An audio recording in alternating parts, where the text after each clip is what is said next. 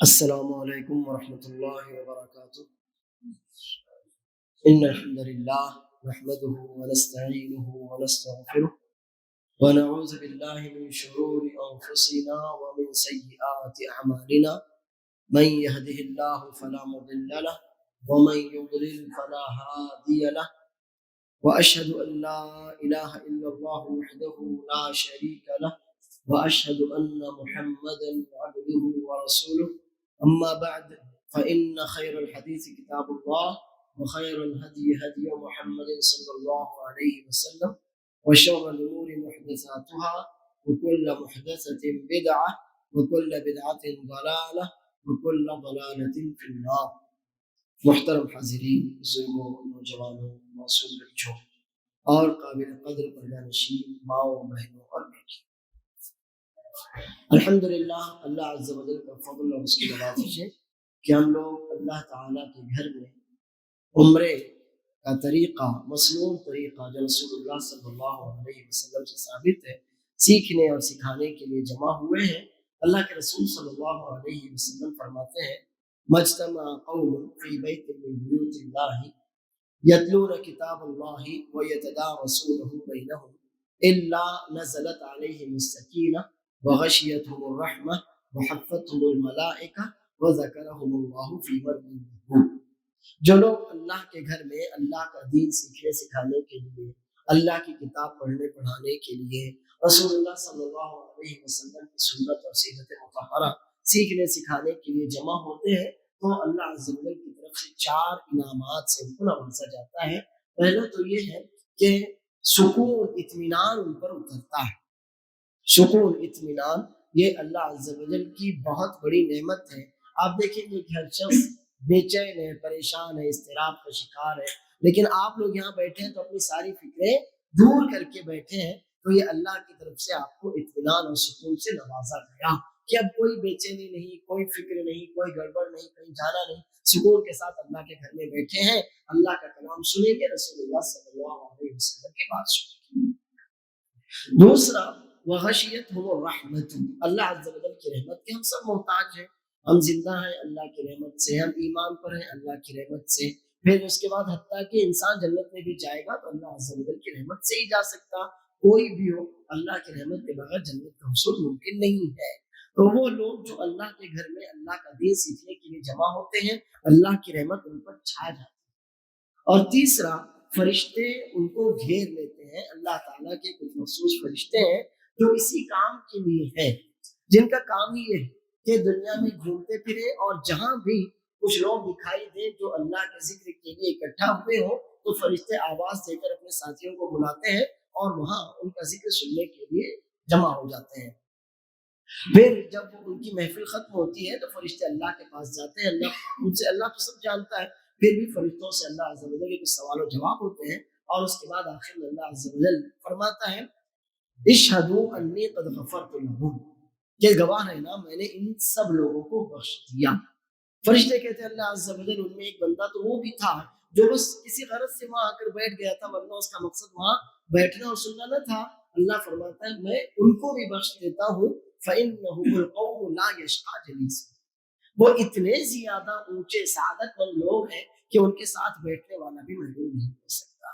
یہ تیسری اللہ کی طرف سے فضیلت ہم کو حاصل ہوتی ہے۔ اور چوتھی یہ ہے کہ اللہ عز و جل کے وہ معزز اونچے درجے والے فرشتے جو اللہ کے پاس ہیں، اللہ تعالیٰ ہمارا ذکر ان کے سامنے کرتا ہے۔ تو اللہ کرے کہ ہم بھی اللہ کے ان چنندہ، اللہ کے ان منتخب اور سعادت مند بندوں میں شامل ہوں کہ جن کے لیے اللہ کے رسول صلی اللہ علیہ وسلم نے ان 4 انعامات کا تذکرہ کیا۔ محترم حاضرین، جیسے کہ آپ نے سنا ہم کو عمرے کے مسنون اعمال کہ رسول اللہ صلی اللہ علیہ وسلم سے کس طرح عمرہ کرنا ثابت ہے، اور صحابہ کرام رضی اللہ عنہم اجمعین نے کیسے عمرہ کیا ہے، امت نے کیسے، ہمارے لیے ہمارے محدثین نے، ہمارے علماء نے کیسے رسول اللہ صلی اللہ علیہ وسلم کے عمرے اور حج اور تمام اعمال کو حرف بحرف نقل کیا ہے، انشاءاللہ یہی سیکھنے کے لیے جمع ہوئے ہیں۔ سب سے پہلی بات تو یہ جان لیجئے کہ ہم جو بھی نیک عمل کرتے ہیں، کوئی بھی نیک عمل ہم کرتے ہیں تو اس میں 2 باتوں کا پایا جانا ضروری ہے۔ پہلی بات تو یہ ہے کہ ہمارا وہ نیک عمل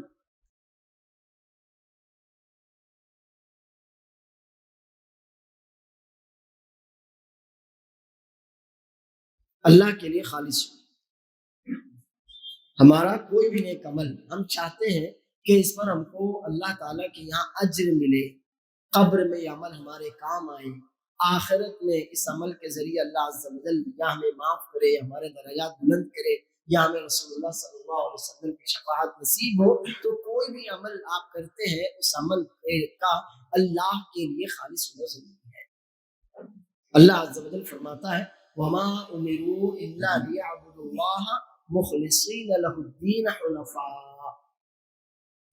امت محمدیہ سے پہلے بھی جتنی امتیں آئیں ان سب کو یہی حکم دیا گیا تھا کہ وہ اکیلے اللہ کی عبادت کریں، اس کے لیے اپنے آپ کو، اپنے دین، اپنی عبادتوں کو خالص کریں، اور شرک سے اور شرک کی تمام برائیوں سے اپنے آپ کو بالکل پاک کر لیں۔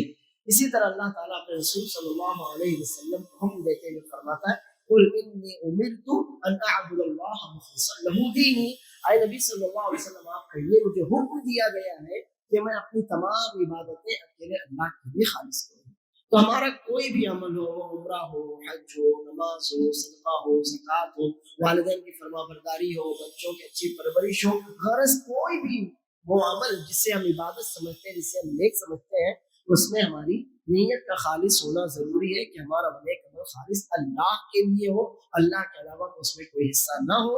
اس لیے کہ رسول اللہ صلی اللہ علیہ وسلم فرماتے ہیں انما الاعمال بالنیات وانما لکل امرئ ما نوی۔ عمل کا دار و مدار نیت پر ہے، جیسی نیت ہوگی اسی اعتبار سے اللہ عز و جل کی آپ کا عمل قبول ہوگا یا رد ہوگا، اور ہر شخص کو وہی ملتا ہے جس کی وہ نیت کرتا ہے۔ یعنی اگر آپ نے اللہ عز و جل کی رضا کی نیت کی ہوگی تو آپ کو اللہ کی رضا ملے گی۔ آپ یہ سوچیں گے کہ نہیں مجھے دنیا والوں کی طرف سے تعریف چاہیے، تو اللہ کی رضا آپ کو نہیں ملے گی، دنیا والوں کی تعریف آپ کو مل سکتی ہے۔ تو بہت ضروری ہے کہ ہم کوئی بھی نیک عمل کریں تو ہماری نیت خالص ہو، اللہ کے علاوہ اس میں کوئی حصہ نہ ہو۔ صحیح مسلم کی روایت ہے، اللہ کے رسول صلی اللہ علیہ وسلم فرماتے ہیں کہ اللہ تعالیٰ فرماتا ہے انا اغنی الشرکاء عن الشرک من عمل عملا اشرک معی فیہ غیری ترکتہ وشرکہ۔ میں شرک وغیرہ سے، پارٹنرشپ، حصے داری سے بہت زیادہ دور رہنے والا، بے نیاز اور بے پرواہ ہوں۔ کوئی بھی شخص اگر کوئی عمل کرے اور اس عمل میں میرے علاوہ کو بھی وہ شریک ٹھہرا دے تو میں اس کو بھی چھوڑ دیتا ہوں، اس کے پارٹنر کو بھی چھوڑ دیتا ہوں، اس حصے داری کو بھی چھوڑ دیتا ہوں، پھر میرا اس سے کوئی واسطہ اور کوئی لینا دینا نہیں رہ جاتا۔ تو سب سے پہلی نصیحت میری اپنے آپ کو اور آپ سب کو یہ ہے کہ ہم کوئی بھی عمل کریں، اور عمرہ اور حج تو ماشاءاللہ بہت ہی اونچے عمل ہے جس کے لیے ہم کو پیسہ خرچ کرنا پڑتا ہے، وقت لگانا پڑتا ہے، محنت کرنی پڑتی ہے، گھر والوں سے بہت دور جانا پڑتا ہے، کئی طرح کے ایفرٹس ہوتے ہیں۔ تو اگر اتنا بڑا عمل بھی ہم اگر کرتے ہیں اور اس میں اللہ کے علاوہ کی بھی کچھ ہم چاہتے ہیں کہ لوگ مجھے حاجی کہیں، معتمر عمرہ کرنے والا کہیں، یا لوگوں کی نظروں میں میری ویلیو، میری اہمیت بڑھ جائے، تو جان لیجیے کہ پھر ایسے عمرے اور حج سے کوئی فائدہ لمچائے ہونے والا نہیں ہے۔ تو سب سے پہلی نصیحت یہ کہ ہم اور آپ اپنی نیت خالص کریں، عمل چھوٹا ہو یا بڑا ہو، عمل آپ اپنے گھر میں رہ کر کریں یا باہر جا کر کریں، اس کے لیے اخلاص خلوص کا ہونا ضروری ہے۔ اللہ تعالیٰ اسی عمل کو قبول کرتا ہے جو اس کے لیے خالص اسی کے لیے کیا جائے۔ اور پھر دوسری بات جو ضروری ہوتی ہے کسی بھی عمل کے قبول ہونے کے لیے، وہ ہے رسول اللہ صلی اللہ علیہ وسلم کی سنت کی اتباع کرنا، اتباع سنت۔ اب ہم کو اللہ کی عبادت تو کرنا ہے یقیناً، اللہ عز و جل ہم کو پیدا ہی اس لیے کیا، وما خلقت الجن والانس الا لیعبدون، ہم اللہ کی عبادت کریں، یہی ہماری زندگی کا مقصد، یہی ہمارا سونا جاگنا اٹھنا بیٹھنا ہے۔ ٹھیک ہے، اچھی بات ہے، لیکن کیا آپ اپنے حساب سے کر لیں؟ میرے دل میں جیسا ہے میں کروں، آپ کے دل میں جیسا ہے آپ کریں؟ جی نہیں۔ تو اس کے لیے ہم کو ایک آئیڈیل دیا گیا، اللہ کے رسول صلی اللہ علیہ وسلم کی شکل، لقد کان لکم فی رسول اللہ اسوۃ حسنہ، کہ نہیں آپ جیسے چاہیں کریں، آپ جیسے چاہیں کریں، میں اور کیا میں اللہ کی عبادت کر رہا ہوں نا، جی آپ اللہ کی عبادت کر رہے ہیں، مگر اس کے لیے ضروری ہے کہ آپ کی وہ عبادت، آپ کا وہ عمل رسول اللہ صلی اللہ علیہ وسلم کی سنت کے موافق اور نبی صلی اللہ علیہ وسلم کی سیرت کے مطابق ہو۔ ورنہ اگر ہم سیرت کو اپنے لیے نمونہ، آئیڈیل اور اپنے لیے اصول نہ بنائے تو پھر کوئی دنیا کا کوئی آدمی کسی کے ساتھ بندھ ہی نہیں سکتا۔ اگر ہم رسول اللہ صلی اللہ علیہ وسلم کو چھوڑ دیں تو میں ہو سکتا ہے کسی اور کو اچھا سمجھوں، آپ کسی اور کو اچھا سمجھیں، وہ کسی اور کو اچھا سمجھے، تو پھر اسلام میں نہ کوئی یگانگت باقی رہے گی اور نہ رسول اللہ صلی اللہ علیہ وسلم کی سنت اور سیرت کی کوئی ویلیو باقی رہ جائے گی۔ تو اصل یہی ہے کہ ہم کوئی بھی عمل کریں تو اس میں رسول اللہ صلی اللہ علیہ وسلم کی سنت اور نبی کریم صلی اللہ علیہ وسلم کی سنت کو دھیان میں رکھے، کیونکہ نبی صلی اللہ علیہ وسلم ہی ہمارے لیے معیار ہے۔ نبی صلی اللہ علیہ وسلم پر وحی اترتی تھی، اللہ عز و جل آپ کے پاس جبرائیل علیہ السلام کو بھیجتا جو قرآن کریم کی آیتیں بھی اتارتے اور ان آیتوں پر عمل بھی سکھاتے تھے۔ فَإِذَا قَرَأْنَاهُ فَاتَّبِعْ قُرْآنَهُ ثُمَّ إِنَّ عَلَيْنَا بَيَانَهُ۔ نبی صلی اللہ علیہ وسلم کو اللہ تعالیٰ حکم دیتا ہے کہ جب ہم یعنی جبرائیل علیہ السلام پڑھاتے ہیں جلدی جلدی مت پڑھو، سکون سے سنو، اس کے بعد جب ہم پڑھا دیں یعنی جبرائیل تو اس کے بعد آپ پڑھیے اور آپ پریشان مت ہوئیے، جو کچھ ہم پڑھاتے ہیں اس کو بیان کرنا، اس کو واضح کرنا بھی ہمارا ہی کام ہے۔ تو اللہ عز و جل نے جہاں ہم کو کسی عمل کا حکم دیا تو اس عمل کو کیسے کیا جائے وہ بھی سکھایا۔ اللہ کے رسول صلی اللہ علیہ وسلم کو معراج پر بلایا گیا، 5 وقت کی نمازیں فرض کی گئی، آپ کو دنیا میں بھیجا گیا، تو ایسے نہیں کہ آپ جیسے چاہے پڑھ لیں، نہیں، بلکہ جبرائیل علیہ السلام آئے، لگاتار 2 دن آئے۔ پہلے دن اول وقت میں نماز پڑھ کر بتائی امامت کی نبی صلی اللہ علیہ وسلم کی، اور دوسرے دن آخر وقت میں آ کر امامت کی، تو آ کر بتایا نا آپ کو ایسے ایسے نماز پڑھنی ہے، اتنے ٹائم میں پڑھنی ہے۔ یا جان لیجیے کہ اللہ عز و جل نے اگر ہم کو عبادت کرنے کے لیے کہا تو عبادت کیسے کی جائے رسول اللہ صلی اللہ علیہ وسلم کو وہ بھی سکھایا، اور رسول اللہ صلی اللہ علیہ وسلم نے اپنی امت کے سامنے ان ساری چھوٹی بڑی باتوں کو واضح کر دیا۔ تو اب ہمیں عبادت کرنا ہے، عبادت ہماری خالص اللہ کے لیے ہے، تو دوسری بات بھی دیکھی جائے گی کہ ہماری وہ عبادت، ہمارا وہ عمل رسول اللہ صلی اللہ علیہ وسلم کی سنت اور رسول اللہ صلی اللہ علیہ وسلم کے طریقے کے مطابق ہی ہونا چاہیے۔ رسول اللہ صلی اللہ علیہ وسلم سے زیادہ اچھا، زیادہ پکا اور زیادہ قابل اتباع عمل کسی اور کا نہیں ہو سکتا۔ اب اس کے بارے میں اللہ عز و جل فرماتا ہے 15ویں پارے میں سورہ کہف شروع ہوتی ہے، 16ویں میں ختم ہوتی ہے، 16ویں پارے کی سورہ کہف کی بالکل آخری آیت ہے۔ اللہ عز و جل کا فرمان مبارک ہے، قل انما انا بشر مثلکم یوحی الی انما الہکم الہ واحد فمن کان یرجو لقاء ربہ فلیعمل عملا صالحا ولا یشرک بعبادۃ ربہ احدا۔ اے نبی صلی اللہ علیہ وسلم آپ کہہ دیجئے کہ بے شک میں تو تمہاری ہی طرح ایک انسان ہوں، لیکن جو فرق ہے وہ یہ کہ نبوت اور ایک عام انسان ہونے کی حیثیت سے فرق ہے۔ نبی صلی اللہ علیہ وسلم کی طرف اللہ کی جانب سے وحی نازل کی جاتی ہے، تمہاری طرف واضح نازل نہیں کی جاتی، یہ بڑا فرق ہے۔ اور جو وحی نازل کی جاتی ہے اس کا اصل مرکز ہے انما الہکم الہ واحد، کہ جان لو تمہارا معبود تو بس ایک ہی معبود ہے جس کا کوئی شریک نہیں، نہ ذات میں، نہ صفات میں، نہ کاموں میں، جس کا کوئی شریک نہیں ہے، جس کا کوئی ہاتھ بٹانے والا نہیں ہے، وہ ہر معاملے میں اکیلا ہے، قابل عبادت اور قابل تعریف ہے۔ اب جو شخص بھی اپنے رب سے ملاقات کی امید، یعنی رب سے ملاقات قیامت کے دن ہمیں اللہ سے ملنا ہے، قیامت پر ایمان رکھتا ہو، اللہ سے ملاقات کا یقین رکھتا ہو، فلیعمل عملا صالحا، تو عمل صالح کرے۔ کیا ہے عمل صالح؟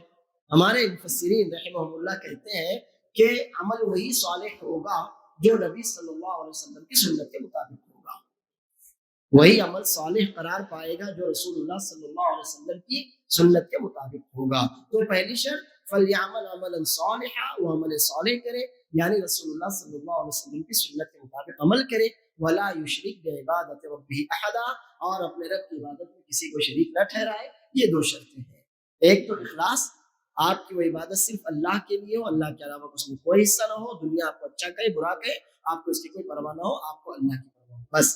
اور دوسری بات نبی صلی اللہ علیہ وسلم کی سنت کے مطابق آپ کا وہ کام ہونا چاہیے، تبھی آپ کا وہ عمل صالح قرار پائے گا اور اللہ عز و جل کی انشاءاللہ قبول ہو سکے گا۔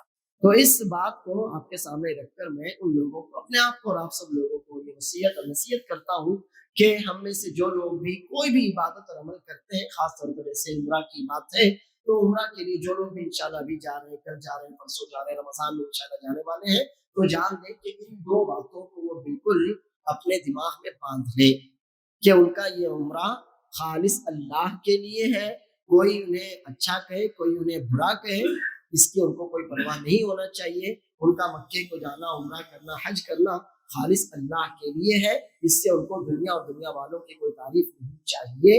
اپنے دل سے دنیا والوں کا سارا خیال وہ دور کر دے۔ اور دوسری بات یہ بات ٹھان لے کہ میں جو عمرہ کرنے جا رہا ہوں اتنا عظیم عمل ہے جو حج کے ساتھ ساتھ ہمارے ایمان اور ہمارے اسلام میں بھی داخل ہے، تو ضروری ہے کہ وہ رسول اللہ صلی اللہ علیہ وسلم کی سنت کے مطابق ہونا چاہیے۔ کہیں ایسا نہ ہو کہ عمل میں نے کر تو لیا لیکن نبی صلی اللہ علیہ وسلم کی سنت کے مطابق نہیں کیا، تو پھر کل کو اللہ عز و جل کہے گا بھائی تو نے کیا تھا لیکن چونکہ میں نے نبی صلی اللہ علیہ وسلم کی سنت کے مطابق جو تجھے میں نے بتایا تھا تو نے نہیں کیا، اس لیے اب تیرے لیے میرے پاس کچھ نہیں ہے۔ اب آپ ذرا اندازہ لگائیے کہ میں پانی پیتا ہوں اگر، تو آپ کہتے ہیں بھائی بیٹھ کر پیو، کیوں آپ کہیں گے سنت؟ پانی پینے میں آپ کو سنت نظر آتی ہے، کھانا آپ کہیں گے بھائی داہنے ہاتھ سے کھاؤ، کیوں آپ کہیں گے سنت؟ کھانے میں پینے میں ہر چیز میں آپ کو سنت نظر آتی ہے، اور اتنا بڑا عمل جو حج اور عمرے کی شکل میں ہم کرتے ہیں وہاں پر ہم سنت کو بھول جائیں کہ نہیں فلاں نے کہا فلاں کرتے فلاں۔ آپ پانی پیئے تو سنت، بیٹھ کر پینا، 3 سانس میں پینا، پینے سے پہلے بسم اللہ کہنا، پینے کے بعد الحمدللہ کہنا، یہ سب آپ کہیں گے کیوں بھائی؟ آپ کہیں سنت ہے، یعنی پانی پینے میں آپ کو سنت، الحمدللہ بہت اچھی بات ہے، ایک مسلمان تو اس کا خیال رکھتا بھی ہے۔ کھانا آپ کہیں گے اپنے سامنے سے کھائیے، داہنے ہاتھ سے کھائیے، پلیٹ میں ادھر ادھر ہاتھ مت پھیریے، میں کہوں گا کیوں؟ آپ کہیں گے سنت، الحمدللہ بہت اچھی بات ہے۔ اب عمرے کے لیے ہم جا رہے ہیں، انشاءاللہ حج کے لیے ہم جا رہے ہیں، اتنا بڑا عمل وہاں پر ہم سنت کو بھول جائیں، وہاں پر کہ نہیں فلاں نے بتایا تھا، فلاں نے سمجھایا تھا، اور فلاں کو میں نے ایسا کرتا ہوا دیکھا۔ کھانے اور پانی میں وہ امت جو سنت کا خیال رکھنے کی بات کرتی ہو، اگر وہ حج اور عمرے میں سنت کو بھول جائے تو بے وقوفی ہے کہ چھوٹی سی چیز میں سنت سنت سنت، الحمدللہ بھائی اچھی بات، لیکن جب بہت بڑا عمل آپ کو کرنا ہے وہاں پر آپ کہیں فلاں نے کہا تھا، فلاں کو دیکھا تھا، فلاں سے سنا تھا، یہ بالکل بیکار کی بات ہے۔ اس بات کی علامت ہے کہ آپ کے یہاں سنت کی کوئی اصل میں ویلیو نہیں ہے، بس سنت یعنی ایک رواج، آپ کے باپ دادا نے جیسا آپ کو دکھایا سکھایا سمجھایا آپ اسی کو سنت سمجھ بیٹھے ہیں۔ تو جان لیجیے کہ اگر کھانے اور پینے میں سنت کا ہم خیال رکھتے ہیں تو ہمارے اور جتنے بھی اعمال جو اصل عبادت، کھانا اور پینا تو آپ کی زندگی کی ضرورت، لیکن عمرہ اور حج یہ آپ کی زندگی کی ضرورت نہیں ہے، یہ تو اصل عبادت۔ تو اگر ہم کھانے اور پینے اپنی زندگی کی جائز ضروریات پوری کرنے میں سنت کا خیال رکھتے ہیں، الحمدللہ بہت اچھی بات ہے۔ تو اس سے زیادہ وہ عمل جو خالص ہمارے دین کا حصہ ہے، خالص عبادت ہی ہے، ان میں سنت کا خیال رکھنا اور زیادہ اہم ہو جاتا ہے اور زیادہ اہمیت والا ہو جاتا ہے۔ اس لیے ضروری ہے کہ ہم کوئی بھی عمل کریں تو پہلے اس کو سیکھ لیں، سمجھیں۔ اللہ کے رسول صلی اللہ علیہ وسلم نے جب حج کیا تو صحابہ کرام سے فرمایا خذوا عنی مناسککم لعلی لا القاکم بعد عامی ھذا۔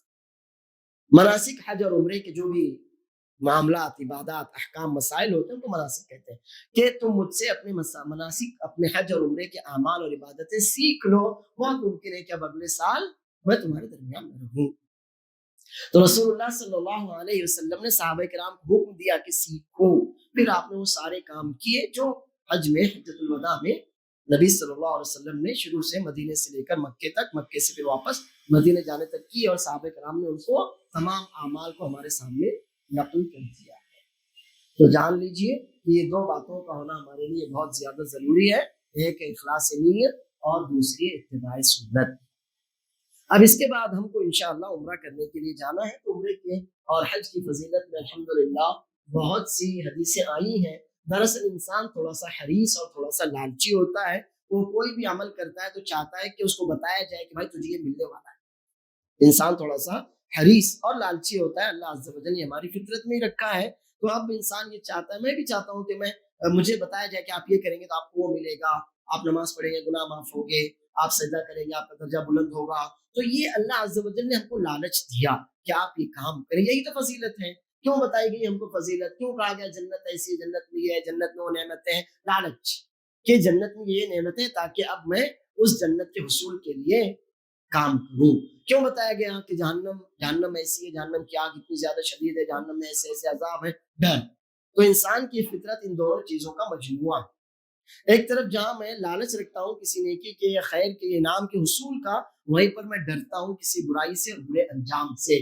تو ان دونوں مجموعوں کے اعتبار سے اللہ عز و جل نے جنت اور جنت میں لے جانے والے اعمال کو واضح کر دیا، جہنم اس کے عذاب اور جہنم میں لے جانے والے اعمال کو بھی بیان کر دیا ہے۔ تو اب چونکہ ہم فطری طور پر لالچی ہیں، اس لیے عمرے کی بھی فضیلت میں، حج کی بھی فضیلت میں کئی طرح کی روایتیں آئی ہیں۔ میں وہ سب تو نہیں، صرف 3 حدیثیں آپ کے سامنے رکھوں گا۔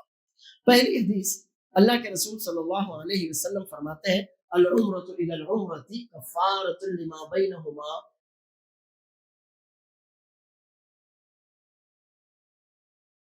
پہلی حدیث ہے العمرۃ الی العمرۃ کفارۃ لما بینہما مجتنبۃ الکبائر، کہ ایک عمرہ اپنے سے پہلے والے عمرے کے درمیان کے گناہوں کا کفارہ ہو جائے۔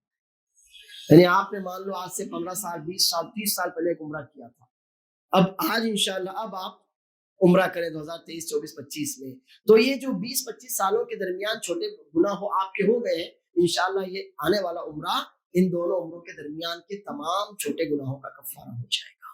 العمرۃ الی العمرۃ کفارۃ لما بینہما مجتنبۃ الکبائر۔ لیکن ضروری ہے کہ انسان کبیرہ گناہوں سے بچے۔ کبیرہ گناہ، اس کا حق مار لیا، اس کا حق رد کر لیا، اس کو ظلم کر دیا، اس کی بے عزتی کر دی، یہ سب بڑے بڑے گناہ ہیں، ہم کو ان سے بچنا چاہیے۔ تو اب پہلی فضیلت یہ ہے کہ ہمیں عمرہ کیوں کرنا چاہیے؟ تاکہ ہمارے گناہ معاف ہو سکے، تاکہ ہمارے گناہ معاف ہو سکے۔ دوسری فضیلت ہے، اللہ کے رسول صلی اللہ علیہ وسلم فرماتے ہیں تابعوا بین الحج والعمرۃ فإنہما ينفیان الذنوب والفقر کما ينفی الکیر خبث الحدید والذهب والفضہ۔ ایک کے بعد ایک مسلسل لگاتار عمرے کرو، حج کرو۔ ایسا نہیں کہ آج آپ مکے میں گئے اور صبح آپ نے عمرہ کیا، دوسرا تیسرا چوتھا ایک دن میں 5 6 کر لی، یہ مقصد نہیں ہے۔ مقصد یہ ہے کہ آپ عمرے کے لیے جائیں تو کوشش کریں کہ تھوڑے دنوں بعد واپس سے جائیں، کوشش کریں کہ اس کے بعد واپس سے جائیں۔ تو اس کو کہتے ہیں لگاتار کرنا، مسلسل کرنا، بار بار کرنا، کہ بار بار آپ عمرے کریں، بار بار آپ حج کریں۔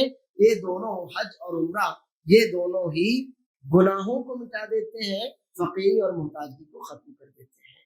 آپ کہیں گے کہ آدمی آلریڈی خود ہی فقیر ہے، اب وہ کیسے حج کے لیے جائے، اور اگر حج ایک بار کرے بھی لیا زندگی میں تو کیسے عمرے کے لیے جائے؟ دیکھیے اللہ عز و جل کے یہاں کسی بھی خیر کی کوئی کمی نہیں۔ ہم فقیر اپنے اعتبار سے ہوتے ہیں، ہم اللہ عز و جل سے مانگیں، اگر اسمارٹ وے میں، اگر ہم سمجھداری کے ساتھ اپنی انویسٹمنٹ کریں، کچھ ایسے ہمارے کاروبار ہو، ذرائع ہو، اللہ عز و جل کی راہیں کھلنے میں دیر نہیں لگتی۔ اللہ تعالیٰ کے یہاں راہیں کھلنے میں دیر نہیں لگتی۔ بہت ممکن ہے کہ اللہ عز و جل کوئی ایسا، آپ کی نیت سچی ہو تو آپ کے لیے کوئی ایسا ذریعہ مہیا کر دے کہ آپ عمرہ کر کے چلیں، آپ کا ایک پیسہ خرچ نہ ہو۔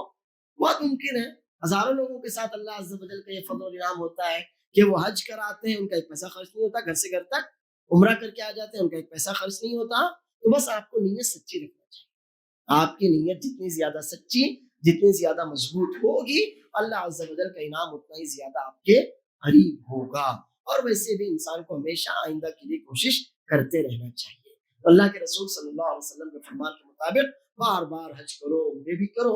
یہ دونوں ہی، حج اور عمرے، گناہوں کو اور فقیری محتاجی کو ایسے ہی ختم کر دیتے ہیں جیسے کہ بھٹی لوہے کی، سونے اور چاندی کی گندگی کو صاف کر دیتی ہے۔ تو عمرے کرنے سے، حج کرنے سے ہمارے گناہ بھی معاف ہوتے ہیں، اور ہمارا فقر فاقہ، محتاجی اور تلاشی بھی اللہ کے فضل سے دور ہوتی ہے۔ یہ تو عام احوال میں عمرے کرنے کی فضیلت ہے۔ تیسری فضیلت جو رمضان کے تعلق سے خاص ہے، اللہ کے رسول صلی اللہ علیہ وسلم اپنے تمام صحابہ کرام کے بارے میں علم رکھتے تھے، کس کی کیا حالت ہے، کس کی کیا پریشانی ہے، کون حاضر ہے، کون غائب ہے۔ تو رسول اللہ صلی اللہ علیہ وسلم جب حجۃ الوداع سے واپس مدینہ منورہ پہنچے تو ام سنان انصاریہ رضی اللہ عنہا حج میں نہیں آئی تھیں۔ پوچھا، ان کے گھر گئے، پوچھا ام سنان کہ آپ حج کے لیے کیوں نہیں آئی؟ تو کہا اللہ کے رسول صلی اللہ علیہ وسلم ایسا ایسا مسئلہ تھا، ہمارے پاس کوئی سواری نہیں تھی اور مکہ جانا آنا بہت ہی زیادہ مشکل تھا، بچہ بھی دودھ میں چھوٹا، دودھ پیتا چھوٹا بچہ تھا۔ تو رسول اللہ صلی اللہ علیہ وسلم فرمایا ٹھیک ہے، کوئی بات نہیں، فَإِذَا جَاءَ رَمَضَانُ فَاعْتَمِرِي فَإِنَّ عُمْرَةً فِي رَمَضَانَ تَعْدِلُ حَجَّةً وَفِي رِوَایَةٍ تَعْدِلُ حَجَّةً مَعِي۔ فرمایا کہ پھر ٹھیک ہے، جب رمضان آئے تو عمرہ کر لینا۔ یہی وجہ ہے کہ ہم لوگ رمضان میں عمرے کی خاص لگن چاہت اور شوق رکھتے ہیں. اللہ تعالیٰ ہمارے اس شوق کو لگن کو اللہ عز و جل عملی شکل میں قبول بھی فرمائے, ہمیں اس کی سعادت سے بھی نوازے. تو نبی کریم صلی اللہ علیہ وسلم نے فرمایا کہ ٹھیک ہے, جب رمضان آئے تو عمرہ کر لینا, بے شک رمضان میں عمرہ کرنا حج کے برابر ہے. اور ایک روایت میں, یہ روایت بھی صحیح بخاری کی ہے, تعدل حجۃ معی, میرے ساتھ حج کرنے کے برابر ہے. تو رمضان میں حج کرنے کی یہی فضیلت کتنی بڑی ہے کہ حج کے جتنا ثواب اس کا ہے. اور اگر یہ فضیلت بھی اس میں شامل کر لی جائے کہ رسول اللہ صلی اللہ علیہ وسلم کے ساتھ حج کرنے جتنا ہے, تو یہ بہت ہی زیادہ بڑی بات ہے. اس لیے ہم کو اور آپ کو کوشش کرنا چاہیے, اللہ سے دعائیں بھی کرنا چاہیے, اور اس کے لیے جو اسباب ہوتے ہیں ان اسباب کو بھی اللہ کی مدد سے اختیار کرنا چاہیے. کہ عام دنوں میں تو بے شک ہم عمرہ کریں, ضرور کریں, لیکن رمضان میں خاص طور پر عمرے کا اہتمام کریں. اور ہم نے عمرے کو اپنے اوپر ایسا لاد دیا ہے کہ نہیں 20 دن 25 دن, ایسا ضروری نہیں ہے. ایسا بھی ممکن ہے کہ آپ جائیں عمرہ کریں, جمعہ کے دن مثلاً آپ جائیں عمرہ کریں, جمعہ کی نماز پڑھیں, جمعہ کے بعد واپس آپ کی فلائٹ ہو. پاسبل ہے, سب پاسبل ہے. عثمان بھائی, عمران بھائی, یہاں ماشاءاللہ لوگ عمرے کے تعلق سے ٹورز وغیرہ لے کے جاتے ہیں, بتائیں گے یہ پاسبل ہے کہ آدمی جائے ایک دن میں عمرہ کر کے واپس آ جائے. الحمدللہ. تو ہم یہ نہ سمجھیں کہ نہیں عمرے کے لیے تو ہم کو 1.5 لاکھ 2 لاکھ روپے ہی چاہیے, ایک بڑی رقم چاہیے, اتنے 20 دنوں کے لیے چھٹی چاہیے گھر سے, کاروبار سے. ایسا ضروری نہیں ہے. ایک دن 2 دن میں بھی آپ بمبئی جدہ, جدہ بمبئی, یا اگر مدینے کی فلائٹ ہوگی تو بمبئی مدینہ, مدینہ بمبئی, انشاءاللہ آپ آ اور جا سکتے ہیں. اللہ تعالیٰ ہمارے لیے راہیں کھولے. اللہ عز و جل کو توفیق بھی دے, سعادت بھی دے کہ ہم بار بار جائیں, اللہ کے گھر پر حاضر ہوں اور اللہ عز و جل کے گھر کا دیدار بھی کریں, عمرہ بھی کریں اور حج بھی کریں. آمین. یہ تو ہوگی کچھ عام سی باتیں. اب اس کے بعد جب انشاءاللہ جو اصل ہمارا ٹاپک ہے وہ ہے عمرہ, عمرے کا طریقہ. میں نے آپ کو بتایا کہ عمرے کا طریقہ وہی ہونا چاہیے جو رسول اللہ صلی اللہ علیہ وسلم اور صحابہ کرام رضوان اللہ علیہ مجمعین نے ہم کو بتایا اور سکھایا ہے, کیونکہ اللہ عز و جل کیا وہی عمل قبول ہوتا ہے جو خالص اسی کے لیے ہو, جو رسول اللہ صلی اللہ علیہ وسلم کی سنت کے مطابق ہو. تو جان لیجئے کہ عمرے کا طریقہ, عمرہ کرنا یہ بہت ہی آسان ہے. اس کے لیے آپ اپنے اس عمل کو اپنے لیے سر کا بوجھ نہ بنائیں. آپ کو وہاں جا کر پریشان ہونے کی کوئی ضرورت نہیں ہے. وہ لوگ جو آپ سے کہتے ہیں نا, ارے یہ ہوا تو دم, وہ ہوا تو دم, ایسا کچھ بھی نہیں, ایسا کچھ بھی نہیں ہے. ہم نے ایک آسان سے عمل کو اتنا کمپلیکیٹڈ بنا دیا ہے کہ آدمی وہاں جانے اور اس عمل سے پہلے ہی پریشان ہو جاتا ہے کہ نہیں یہ ہوا تو دم, وہ ہوا تو دم, وہ ہوا تو دم. ایسا کچھ بھی نہیں. اللہ کے رسول صلی اللہ علیہ وسلم 1500 صحابہ کرام کے ساتھ عمرے کے لیے گئے تھے اور 1500 صحابہ کرام کو لے کر واپس آ گئے حدیبیہ کے موقع پر سن 6 ہجری میں. رسول اللہ صلی اللہ علیہ وسلم کے ساتھ کم و بیش 1500 صحابہ کرام تھے. آپ عمرے کے لیے نکلے. مکی کی حدود حرم جہاں ختم ہوتی ہے نا حدیبیہ, اس جگہ کا نام الگ الگ جگہوں پر, تو ایک جگہ جس کا نام حدیبیہ ہے, شمیسی بھی اس کو کہتے ہیں. یہاں سے حرم شروع ہوتا ہے مکے کا, حدود حرم, ورنہ شہر تو بہت بڑا ہے. وہاں کفار مکہ نے آپ کو روک دیا اور کہا نہیں. کافی کچھ باتیں ہوئی, وہاں صلح بھی ہوئی. تو رسول اللہ صلی اللہ علیہ وسلم کے ساتھ سب کے سب صحابہ کرام واپس مدینہ چلے گئے. اس میں ایک بات تھی کہ آپ لوگ اگلے سال آئیں گے. چنانچہ 7 ذی الحجہ پھر ذی القعدہ کے مہینے میں رسول اللہ صلی اللہ علیہ وسلم اپنے صحابہ کرام رضی اللہ عنہ مجمعین کو لے کر عمرے کے لیے گئے. آپ یہ تو جانتے ہوں گے, لیکن کیا کبھی آپ نے سنا کہ ان صحابی نے دم دیا, انہوں نے دم دیا, انہوں نے دم دیا, ان سے یہ ہو گیا, ان سے ہو گیا, ایسا کچھ سنا آپ نے؟ اتنے 1500 2000 کتنے صحابہ کرام رہے ہوں گے, ان میں سے کتنوں نے دم دیے حج کے موقع پر؟ تو ایسے ایسے صحابہ کرام بھی تھے, ایسی عورتیں بھی تھیں کہ جنہوں نے رسول اللہ صلی اللہ علیہ وسلم کو پہلی بار دیکھا تھا. اس سے پہلے کبھی, یعنی خاص طور پر عورتیں, بہت سے مردوں نے دیکھا تھا, لیکن خاص طور پر عورتیں بھی تھیں, اور وہ یقیناً صحابیات ہیں کہ انہوں نے نبی صلی اللہ علیہ وسلم کو ایمان کی حالت میں دیکھا. وہ صحابیات ہیں, انہوں نے نبی صلی اللہ علیہ وسلم کو اس کے پہلے کبھی دیکھا نہ تھا. نبی صلی اللہ علیہ وسلم کے ساتھ حج میں شریک ہوئے وہ لوگ, اور آپ سوچئے کہ یقیناً ان کا حج تو پرفیکٹ ہی ہوا, لیکن کیا کبھی کسی نے کہا اللہ کے رسول صلی اللہ علیہ وسلم کیا کروں, دم دم دم دم دم دم؟ کتنی بار دم سن لیا آپ نے؟ نہیں ہے. یہ میرے اور آپ کے جیسے لوگوں نے ہر ایک کے اوپر دم دم دم کو ایسا سوار کر رکھا ہے کہ اب وہ حج عمرہ نہیں ہو گیا, دم ہو گیا. حج اور عمرہ نہیں ہوا, دم ہو گیا. اللہ کے رسول صلی اللہ علیہ وسلم کے تعلق سے عبداللہ بن عمرو بن عاص رضی اللہ عنہما کہتے ہیں کہ 10 ذی الحجہ کو جب نبی صلی اللہ علیہ وسلم مینا میں تھے اور 10 ذی الحجہ کو اہم ترین کام ہوتے ہیں، سب سے پہلے تو بڑے جمرے کو کنکریاں ماری جاتی ہیں، اس کے بعد پھر ذبح قربانی کی جاتی ہے، اس کے بعد پھر بال منوائے جاتے ہیں، اس کے بعد پھر مکہ جا کر طواف اور سعی کرنی ہوتی ہے، بڑے بڑے کام ہوتے ہیں حج کے اہم کام۔ تو اب یہ ترتیب ہے، یہ ترتیب۔ عبداللہ بن عمرو رضی اللہ عنہما کہتے ہیں کہ ایک شخص صاحب کا اللہ کے رسول صلی اللہ علیہ وسلم میں نے قربانی کر لی، ابھی میں نے رمی جمار نہیں کیا، آپ نے فرمایا کر لو کوئی حرج نہیں۔ ایک شخص آیا کہا بال منڈوا لیے ابھی قربانی نہیں کی، آپ نے فرمایا کر لو کوئی حرج نہیں۔ ایک شخص آیا کہا طواف کر لیا ابھی میں نے قربانی نہیں کی، فرمایا آپ کر لو کوئی حرج نہیں۔ فما سئل رسول اللہ صلی اللہ علیہ وسلم یومئذ عن شیء قدم ولا اخر الا قال افعل ولا حرج افعل ولا حرج افعل ولا حرج۔ اتنی آسانی ہمارے دین میں، اتنی آسانی۔ صحیح بخاری سے مسلم کی روایت آپ کے سامنے رکھتا ہوں، کہتے عبداللہ بن عمرو بن عاص رضی اللہ عنہما کہ اس دن رسول اللہ صلی اللہ علیہ وسلم سے 10 ذی الحجہ کی بات چل رہی ہے، یوم النحر، جس عمل کے بارے میں پوچھا گیا کہ پہلے کرنا تھا میں نے بعد میں کیا، بعد میں کرنا تھا میں نے پہلے کر لیا، کچھ بھی، تو آپ نے فرمایا افعل ولا حرج افعل ولا حرج افعل ولا حرج، تو اب کر لو کوئی حرج نہیں، اب کر لو کوئی حرج نہیں۔ اور میں کہتا ہوں نہیں، دم دم دم دم دم کر، ٹھیک ہے بھائی؟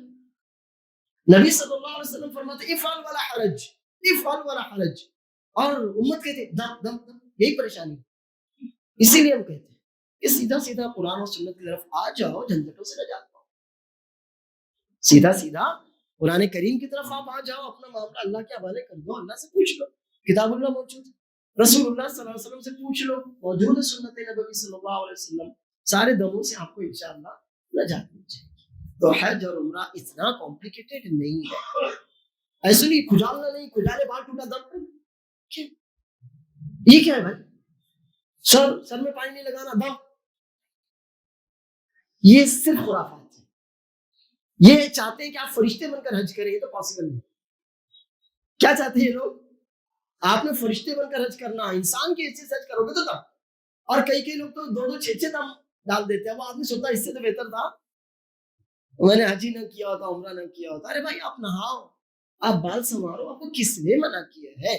یہ ان لوگوں نے منع کیا جو نبی صلی اللہ علیہ وسلم کی سنت مطہرہ کو وہ اہمیت نہیں دیتے کہ جو اصل ہمارے دین کا حصہ اور ہمارے دین کی بنیاد ہے۔ اللہ کے رسول صلی اللہ علیہ وسلم تو فرماتے ہیں ان الدین یسر، دین کیسا ہے؟ آسان، بالکل دین آسان ہے۔ اب وہی میں نے ابھی جو بیان کیا کہ رسول اللہ صلی اللہ علیہ وسلم کو کئی عورتوں نے بالکل پہلی بار دیکھا تھا، رسول اللہ صلی اللہ علیہ وسلم کا قافلہ گزر رہا تھا، ادھر سے قافلہ آ رہا تھا، تو انہوں نے پوچھا آپ کون لوگ ہیں؟ تو صحابہ کرام نے کہا ہم قریش سے ہیں، جو قافلہ جس میں نبی صلی اللہ علیہ وسلم تھے۔ تو پوچھا قریش کی کس شاخ سے؟ تو کہا گیا کہ بنو عبد المطلب بنو ہاشم سے ہیں۔ تو پوچھا گیا کیا تمہارے درمیان رسول اللہ صلی اللہ علیہ وسلم تھے؟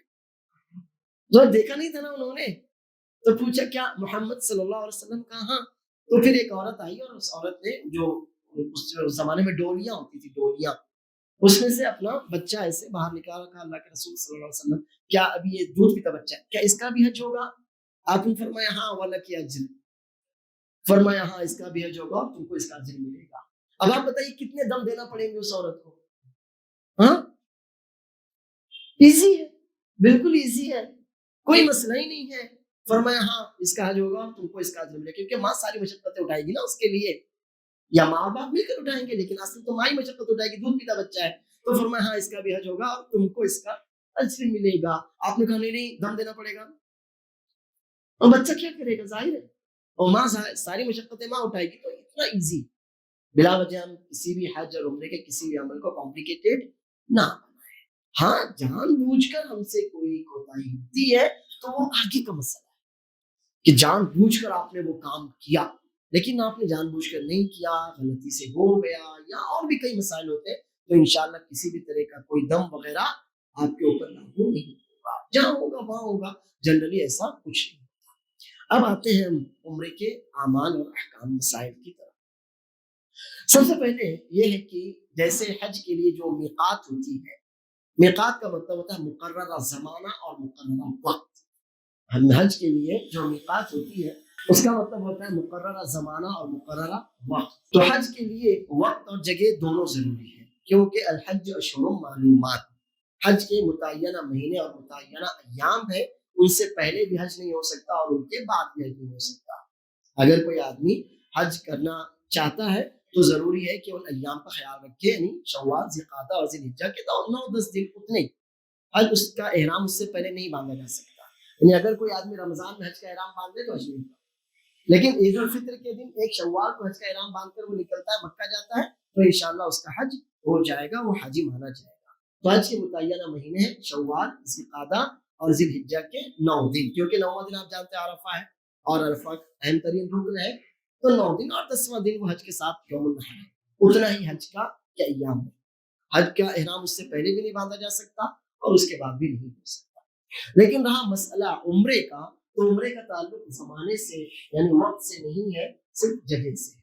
عمرے کے لیے میقات یعنی ایسا کوئی متعینہ دن نہیں ہے، سال کے 12 مہینے دن میں رات میں کبھی بھی عمرہ کیا جا سکتا ہے، اس کے لیے کوئی مخصوص دن، کوئی مخصوص رات، کوئی مخصوص مہینہ نہیں ہے۔ رسول اللہ صلی اللہ علیہ وسلم نے جو عمرے کیے، پہلا عمرہ جو بیعت حدیبیہ کے موقع پر وہ ذوالقعدہ کا مہینہ تھا، پھر آپ گئے تھے، اس کے بعد پھر ذوالقعدہ کا مہینہ تھا، پھر ایک عمرہ آپ نے کیا تھا ذی الحجہ میں جو آپ حجۃ الوداع کیا اس موقع پر۔ تو اس طرح رسول اللہ صلی اللہ علیہ وسلم نے یہ نہیں کہا کہ رجب میں عمرہ کرنا ہے، رجب میں عمرے کی فضیلت، ایسا کچھ بھی نہیں۔ صرف جو فضیلت ہے وہ رمضان کے عمرے کی، صرف جو اصل فضیلت ہے کہ حج کے برابر یا رسول اللہ صلی اللہ علیہ وسلم کے ساتھ حج کے برابر ہے، وہ رمضان میں عمرہ کرنے کی فضیلت ہے۔ باقی آپ کسی بھی مہینے میں، کسی بھی ہفتے، کسی بھی دن، کسی بھی رات عمرہ کر سکتے ہیں، اس کی کوئی منائی نہیں ہے۔ حتیٰ کہ یہ بھی پاسبل ہے کہ آپ کو حج کا ویزا نہیں ملا لیکن عمرے کا ویزا مل گیا اور عرفہ کے دن آپ مکہ پہنچے عمرہ کرنے، پاسبل ہے۔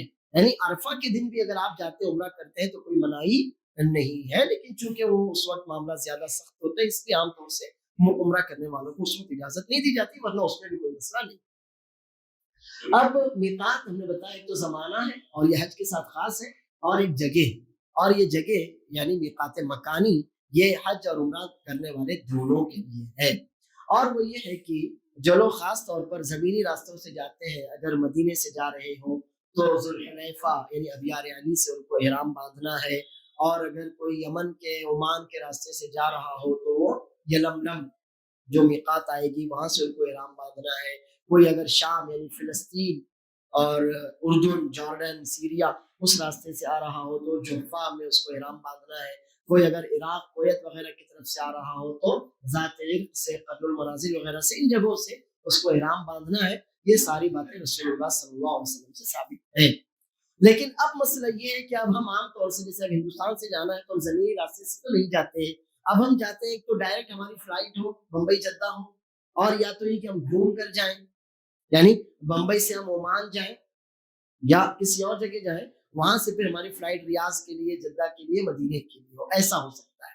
تو اب دیکھنا پڑے گا کہ اگر آپ کی فلائٹ ایسی ہے کہ راستے میں وہ میقات آ رہی ہے تو فلائٹ میں آپ احرام باندھیں گے، لیکن اگر آپ ریاض جا رہے ہیں تو پھر کوئی مسئلہ ہی نہیں ہے، ریاض سے آگے بڑھتے ہوئے آپ کو ذات عرق یا قرن المنازل جو بھی آپ کو زمینی آئے گی وہاں سے آپ احرام باندھ سکتے ہیں۔ اسی طرح سے آپ پہلے مدینہ چلے گئے کہ جیسے آپ کی فلائٹ تھی بامبے مدینہ، آپ مدینہ چلے گئے تو مدینے میں آپ جب وہاں سے جانے لگیں گے آپ تو مدینے والوں کی جو میقات ہوگی وہ آپ کی میقات ہوگی، کیونکہ رسول اللہ صلی اللہ علیہ وسلم فرماتے ہیں ہن لہن ولمن اتی علیہن من غیرہن، کہ یہ مواقیت جو نام ہم نے بتائے، یہ میقات جگہ جہاں سے آپ کو احرام باندھنا ہے، ان لوگوں کے لیے بھی ہے اور ان کے علاوہ ان لوگوں کے لیے بھی جو وہاں سے گزرے، وہاں کے رہنے والے نہ ہو۔ جیسے مدینے والوں کی میقات ہے ذوالحلیفہ، ابیار علی، یہ ان کے لیے میقات ہے کہ آپ وہاں آگے جائیں گے تو احرام باندھیں گے۔ لیکن اب وہ لوگ جو مدینے کے لیے لیکن جا رہے ہیں مدینے کے راستے سے تو وہی میقات ان کی بھی ہو جائے گی۔ اسی طرح سے جحفہ شام والوں کی، شام سے مراد فلسطین، سیریا، جارڈن، لبنان وغیرہ ان کی، لیکن اگر آپ خود جا رہے ہیں اس راستے سے وہی میقات آپ کی ہو جائے گی۔ عراق والوں کے لیے ذات عرق، آپ اسی راستے سے جا رہے ہیں تو آپ کی وہ میقات ہو جائے گی۔ یمن، عمان والوں کے لیے یلملم، آپ اس راستے سے جا رہے ہیں تو وہی آپ کی میقات ہو جائے گی۔ اب اگر زمینی راستے سے ہم جا رہے ہیں تو جہاں میقات آئے گی ہم وہاں پر اتریں اور وہاں جا کر ہم احرام باندھیں، لیکن اگر ہم ہوائی راستے سے جا رہے ہیں تو ظاہر اتنی آسان بات نہیں ہے، وہاں پر آپ کپڑے چینج کریں، احرام باندھیں، تو کیا کرتے ہیں، اسی لیے بامبے ایئرپورٹ سے احرام باندھتے ہیں، کیونکہ فلائٹ میں اتنا آسان نہیں ہوتا۔ لیکن بس ابھی جب تک وہ میقات نہیں آئے گی تب تک یہ کپڑے صرف کپڑے کی حیثیت سے رہیں گے، ان پر احرام کا حکم نہیں ہوگا۔ جب تک وہ میقات نہیں آئے گی جہاں سے ہم کو احرام باندھنا ہے، یعنی نیت کرنا ہے۔ اب یہاں احرام کا معنی ہے نیت۔ جب تک وہ جگہ نہیں آئے گی میقات مکانی، وہ یلملم ہو سکتی ہے، وہ جوفا ہو سکتی ہے، وہ ذوالحلیفہ ہو سکتی ہے، جس طرف سے جس سمت سے آپ آئیں گے۔ اب آپ کو یہ طے کر لینا ہے جو بھی آپ کے ہو، جیسے کہ آپ کسی ٹور والے کے ساتھ جا رہے ہیں تو ٹور والے آپ کو بتائیں کہ آپ ہم کس راستے سے جانے والے ہیں۔ جیسے ہو سکتا ہے وہ آپ کو ڈائریکٹ لے کر جا رہے ہوں تو جدہ، اب اس راستے میں جو میقات آئے گی وہ آپ کی میقات، یا اگر وہ آپ کو گھما کر لے جا رہے ہو پہلے عمان لے جائیں گے پھر وہاں سے آپ کو لے کر آئیں گے تو یلملم، جو میقات ان کے لیے آپ کے راستے میں پڑتی ہوگی وہ آپ کی میقات ہوگی۔ اب آپ ان لوگوں سے کانٹیکٹ کریں اور وہ آپ کو بتائیں گے، بتاتے ہوگے نا آپ لوگ، اور وہ لوگ ماشاء اللہ بتا دیتے ہیں کہ بھائی ہم اس راستے سے جا رہے ہیں اور اس راستے میں اتنے اتنے بجے میقات آ جائے گی، آپ لوگ تیار رہنا۔ اب میقات کا اصل معنی ہوتا ہے جگہ اور زمانہ، زمانہ وقت اور جگہ۔ تو ہم نے بتایا کہ حج کرنے والوں کے لیے تو وقت اور جگہ دونوں ضروری ہیں، لیکن عمرہ کرنے والوں کے لیے وقت کا کوئی مسئلہ نہیں، وہ 12 مہینے میں کبھی بھی عمرہ کر سکتے ہیں۔ جو اصل ہے وہ ہے جگہ، میقات مکانی، یہاں سے ان کو احرام باندھنا ہے۔ لیکن اب چونکہ اگر ہم فلائٹ سے جا رہے ہیں تو وہاں رکنا پاسبل نہیں ہے، اور فلائٹ میں کپڑے بدلنا بھی اتنا آسان نہیں ہے، لہٰذا ہم کیا کرتے ہیں، یا تو بامبے سے ہی یا ایئرپورٹ سے ہم اپنے کپڑے روزمرہ کے جو کپڑے ہوتے ہیں وہ اتارتے ہیں اور احرام کی 2 چادریں اوڑھ لیتے ہیں۔ پھر جب وہ میقات آتی ہے، جب فلائٹ یعنی ہمارا پلین جب اس جگہ کو کراس کر رہا ہوتا ہے تو وہاں پر ہم نیت کر لیتے ہیں، اللہم لبیک عمرہ، اللہ میں عمرے کے لیے تیرے در پر حاضر ہو رہا ہوں، اللہم اللہ لبیک، میں حاضر خدمت ہوں، عمرتاً عمرے کے لیے، اللہ میں عمرے کے لیے تیرے در پر حاضر ہو رہا ہوں، یہ ہے نیت۔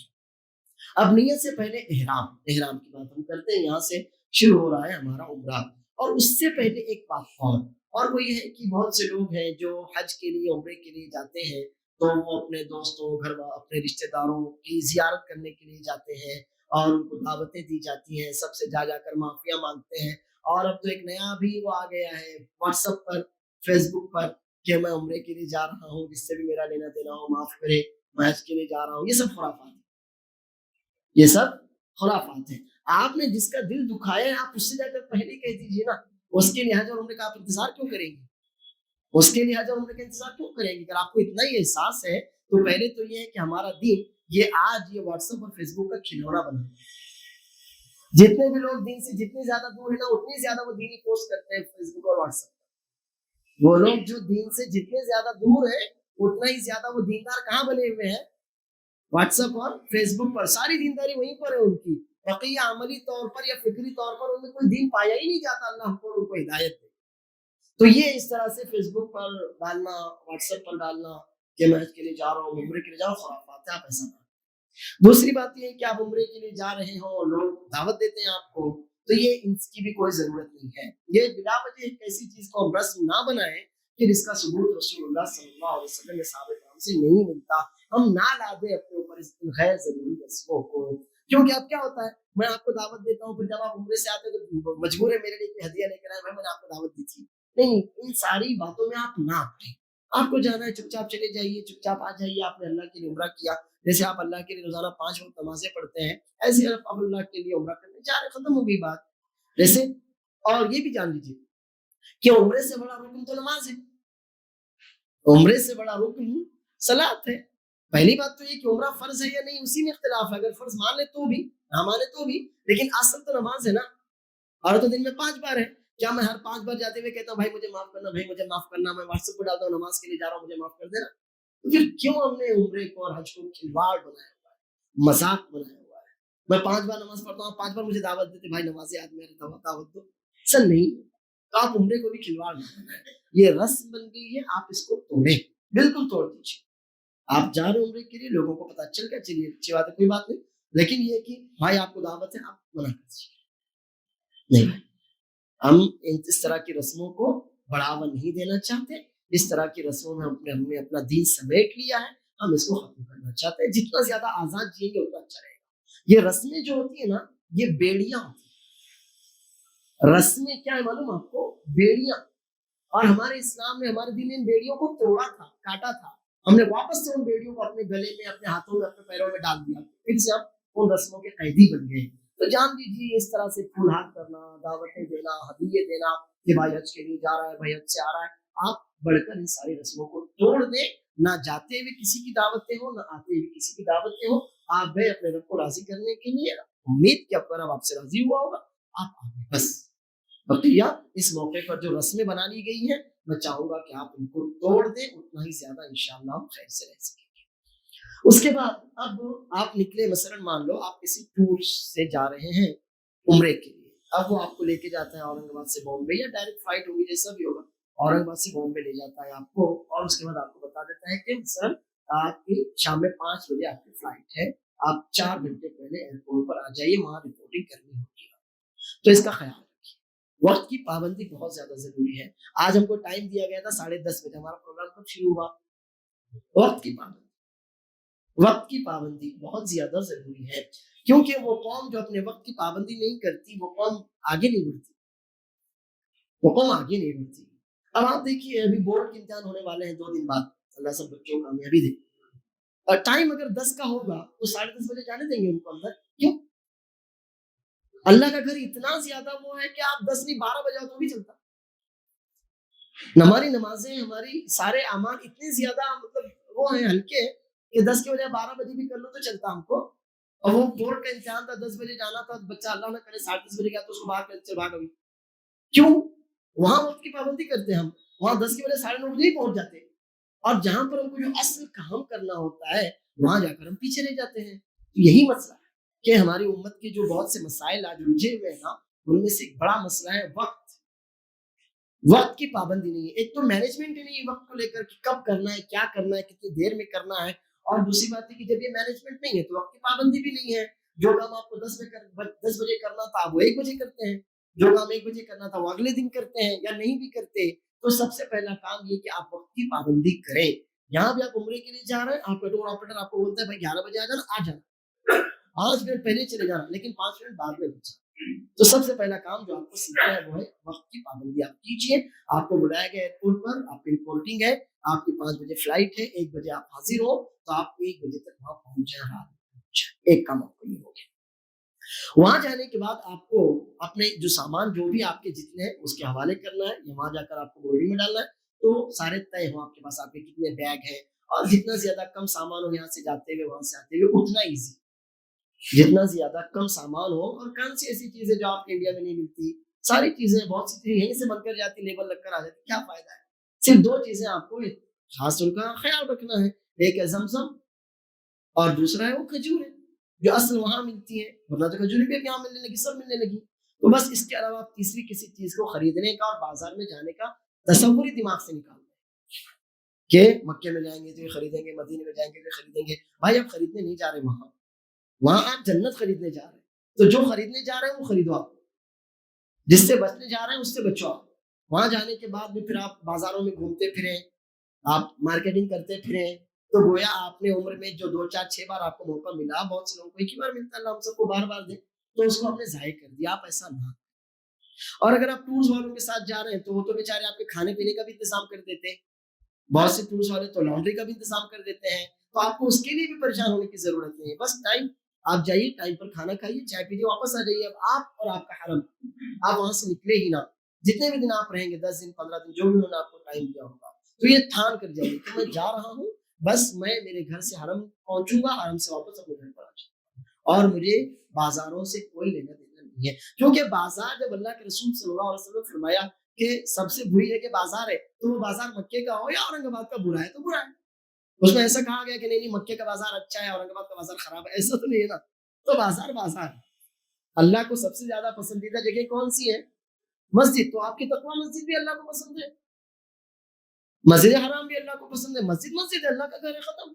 وہ مسجد ہے, اللہ کا گھر, اللہ کو پسند. سب سے زیادہ بری جگہ جو اللہ کو ناپسند ہے وہ کون سی ہے؟ بازار. مکے کا ہو یا اورنگ آباد کا, بازار بازار خراب.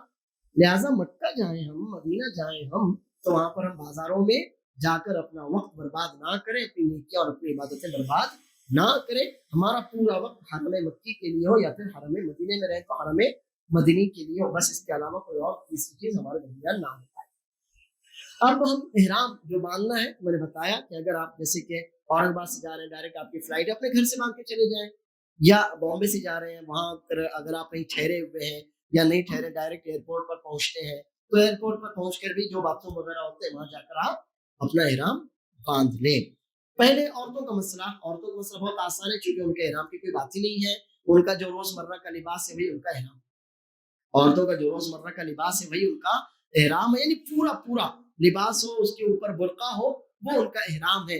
صرف دو باتوں کا خیال ان کو رکھنا ہے، ایک تو یہ ہے کہ وہ اپنا چہرہ نہیں ڈھانکیں گی، اور دوسرا ہے کہ وہ گلوز جو ہوتے ہیں دستانے، وہ دستانے نہیں پہنیں گی بس۔ اس کے علاوہ عورتوں کے لیے الگ سے کوئی احرام کا مسئلہ ہے ہی نہیں، کیونکہ جتنی بھی زینت ہوتی ہے وہ کپڑوں اور برقعے کے اندر چھپی ہوتی ہے، تو بے شک ان کے کپڑے، ان کا برقع یہ پورا کا پورا رہے، اور دو چیزوں کا خیال رکھیں، ایک تو چہرہ نہیں ڈھانکیں گی اور دوسرے دستانے گلوز نہیں پہنیں گی، باقی کوئی مسئلہ نہیں۔ اب چہرہ نہیں ڈھانکیں گی کا مطلب صرف یہ جان لیجیے کہ جو نوز پیس خواتین لگاتی ہیں نا، نقاب، جو بھی اس کو نقاب حجاب کہتے ہیں، نوز پیس وہ نہیں لگائیں گی بس، بقیہ وہ اپنے دوپٹے کا پردہ، جو اوڑھنی کا پردہ ہوتا ہے یا اس کو گھونگھٹ کہتے ہیں، تو وہ سر کے اوپر سے بھی لٹکا سکتی ہیں اور چہرے کے دائیں بائیں سے بھی گھونگھٹ لے سکتی ہیں، اس میں کوئی بھی حرج نہیں ہے۔ اور جو لوگ یہ کہتے ہیں نہیں سر سے کپڑا نہیں ٹچ کرنا ورنہ دم، بیکار، بالکل بیکار کی بات ہے، کہتے ہیں نا، اسی لیے آپ نے دیکھا ہوگا جو بھی گئے ہوں گے مکہ عمرے کے لیے، حج کے لیے، جو کچھ عورتیں ایسے ہیٹ لگا لیتی ہیں اور اس کے اوپر سے کپڑا، کہ چہرے سے کپڑا نہیں ورنہ دم، ایسا کچھ بھی نہیں ہے، سب خراب باتیں ہیں، غلط باتیں ہیں۔ عائشہ رضی اللہ عنہا کہتی ہیں کہ ہم امہات المومنین جب طواف کرتی تھی اور جب بھی غیر محرم مرد آتے تو ہم گھونگھٹ لے لیتی تھی۔ عائشہ ام المومنین رضی اللہ عنہا کہتی ہے کہ امہات المومنین جب طواف کر رہی تھی تو چہرہ تو کھلا رکھنا ہے، جب بھی غیر محرم مرد آس پاس سے گزرنے لگتے تو وہ گھونگھٹ لے لیتی تھیں۔ تو گھونگھٹ لے لے گی، ہماری ماں بہن بیٹی جو بھی ہوں گی خواتین گھونگھٹ لے لیں گی، اور ان کو چہرہ کپڑا چہرے سے لگتا ہے لگے، نہیں لگتا ہے نہ لگے، اس میں کسی طرح کے دم بم کی کوئی بات نہیں ہے، بالکل نہیں، ٹھیک ہے۔ اچھا، اب مردوں کا مسئلہ، عورتوں کی یہی دو باتیں تھیں، اور زیورات اگر پہنے تو بھی حرج نہیں، نہ پہنے تو بہتر ہے، تاکہ اللہ عز و جل کے دربار میں جائیں تو پوری طرح عاجزی، انکساری، خاکساری کے ساتھ جائیں، وہ کسی شادی میں نہیں جا رہے ہیں کہ زیور سے لت پت کر جائے، نارمل طریقے سے اللہ کے یہاں عاجزی کے ساتھ وہ اللہ کے دربار میں حاضر ہو، زیادہ بہتر ہے، زیورات نہ پہنے۔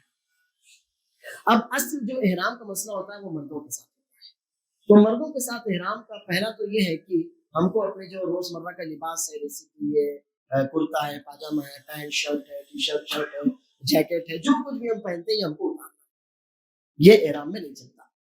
احرام کے لیے دو چادریں جیسے کہ آپ دیکھ رہے ہیں، یہ دو چادریں ہوتی ہیں، ایک چادر ہوتی ہے کہ جس کو ہم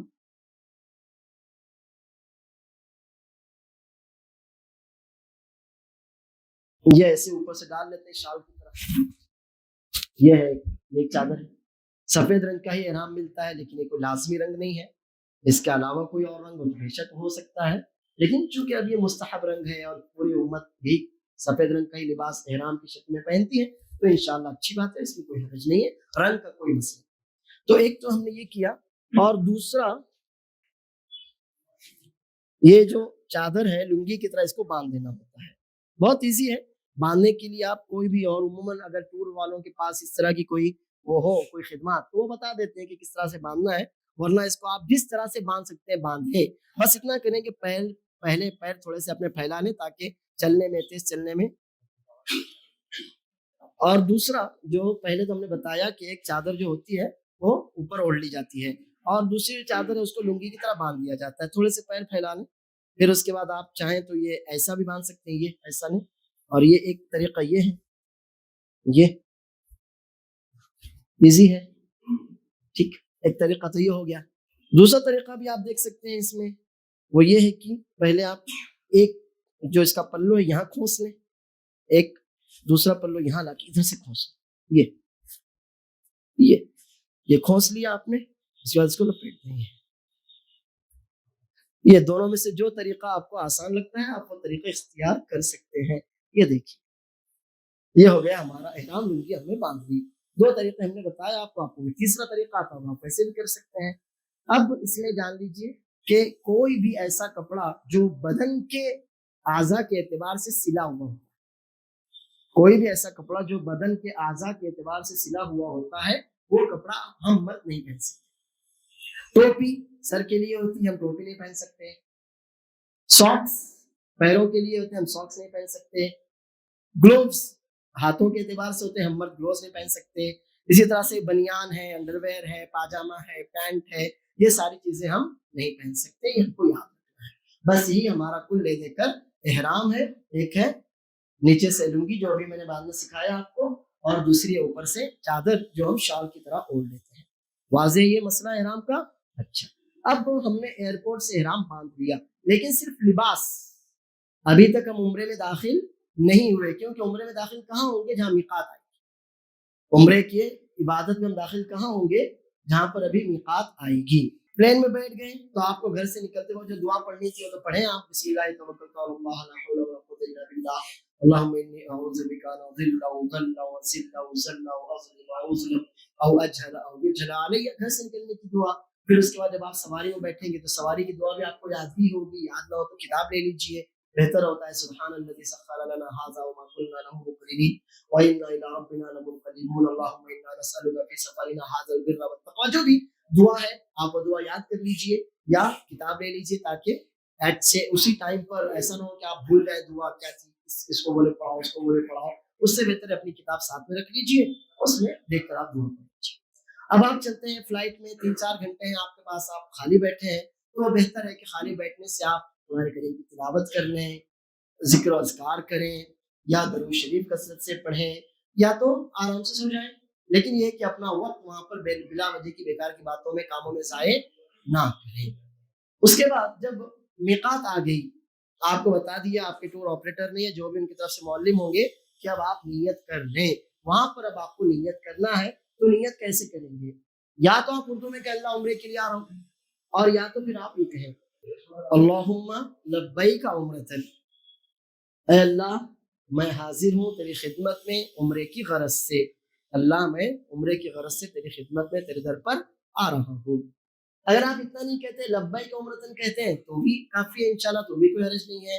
اور اگر آپ کو عربی الفاظ نہیں سمجھ میں آ رہا، آپ اردو میں کہیے اللہ میں عمرے کے لیے تیرے در پر آ رہا ہوں، یہ ہے۔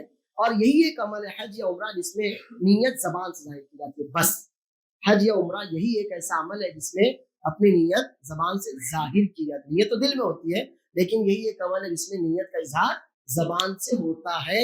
اللہم لبیک عمرۃ، یا پھر حج ہو تو اللہم لبیک حجن، بس اس کے علاوہ کسی بھی عمل میں نیت کا اظہار زبان سے نہیں ہوتا۔ نیت دل کے ارادے کا نام ہے، اور پھر وہ آپ کی نماز ہو، آپ کا روزہ ہو، اس کے لیے زبان سے الگ سے کہنے کی کوئی ضرورت نہیں ہے۔ صرف حج یا عمرہ ہی ایسی عبادت ہے کہ جس میں آپ اپنی نیت کا اعلان اپنی زبان سے کرتے ہیں۔ اب جب آپ نے نیت کر لی میقات پر پہنچ کر، یعنی اس جگہ پہنچ کر آپ نے نیت کر لی، یہاں سے آپ عمرے میں داخل ہو گئے۔ اب جتنی بھی احرام کی پابندیاں ہیں وہ ساری کی ساری پابندیاں آپ پر لاگو ہو گئیں۔ کیا ہیں وہ پابندیاں؟ نمبر 1، کپڑے جسم کے اعتبار سے یا اعضاء جسم کے اعتبار سے سلے ہوئے کپڑے آپ نہیں پہن سکتے۔ بقیہ یہ چادر آپ نے لنگی کی طرح باندھ لی، ایک چادر اوپر شال کی طرح اوڑھ لی، پھر اس کے بعد ایک بیلٹ مضبوطی کے لیے آپ بے شک بیلٹ لگا سکتے ہیں، اس میں کوئی حرج کی بات نہیں ہے۔ یا وہ بندہ جس کو لنگی صحیح سے باندھنی نہ آ رہی ہو، وہ اس کو پن وغیرہ سے پیک بھی کر سکتا ہے، اس میں بھی کوئی حرج نہیں ہے۔ تو بیلٹ اچھا رہتا ہے، اس سے اور زیادہ مضبوطی بھی آ جاتی ہے، اور بہت سی چیزیں جو ضرورت کی ڈاکومنٹس وغیرہ ہوتے ہیں وہ آپ اس میں رکھ سکتے ہیں۔ ٹھیک، اس کے بعد اب مردوں کے لیے ہم نے بتایا آپ سر پر رومال نہیں ڈال سکتے، ٹوپی نہیں ڈال سکتے، لیکن سایہ تو سایہ بے شک آپ کسی چھت کے نیچے کھڑے ہو سکتے ہیں، کسی درخت کے نیچے کھڑے ہو سکتے ہیں، کسی گاڑی میں سفر کر سکتے ہیں، اس سے کوئی فرق نہیں پڑتا۔ چھتری لے سکتے ہیں، اس سے بھی کوئی فرق نہیں پڑتا، لیکن سر جو ڈھانکنا ہے، سر پر کوئی چیز نہیں رکھ سکتے، جیسے کہ ٹوپی پہن لی آپ نے، کیپ لگا لیا آپ نے، ہیٹ لگا لیا آپ نے، یا رومال رکھ لیا آپ نے، تو آپ یہ نہ کریں۔ تو سب سے پہلی چیز ہے لباس۔ دوسری چیز ہے احرام کے لیے نہانا۔ احرام کے لیے نہانا ضروری نہیں ہے، اگر آپ نہاتے ہیں تاکہ اچھی طرح سے آپ بالکل فریش ہو جائیں تو بہت اچھی بات ہے، ورنہ احرام کے لیے نہانا ضروری نہیں ہے۔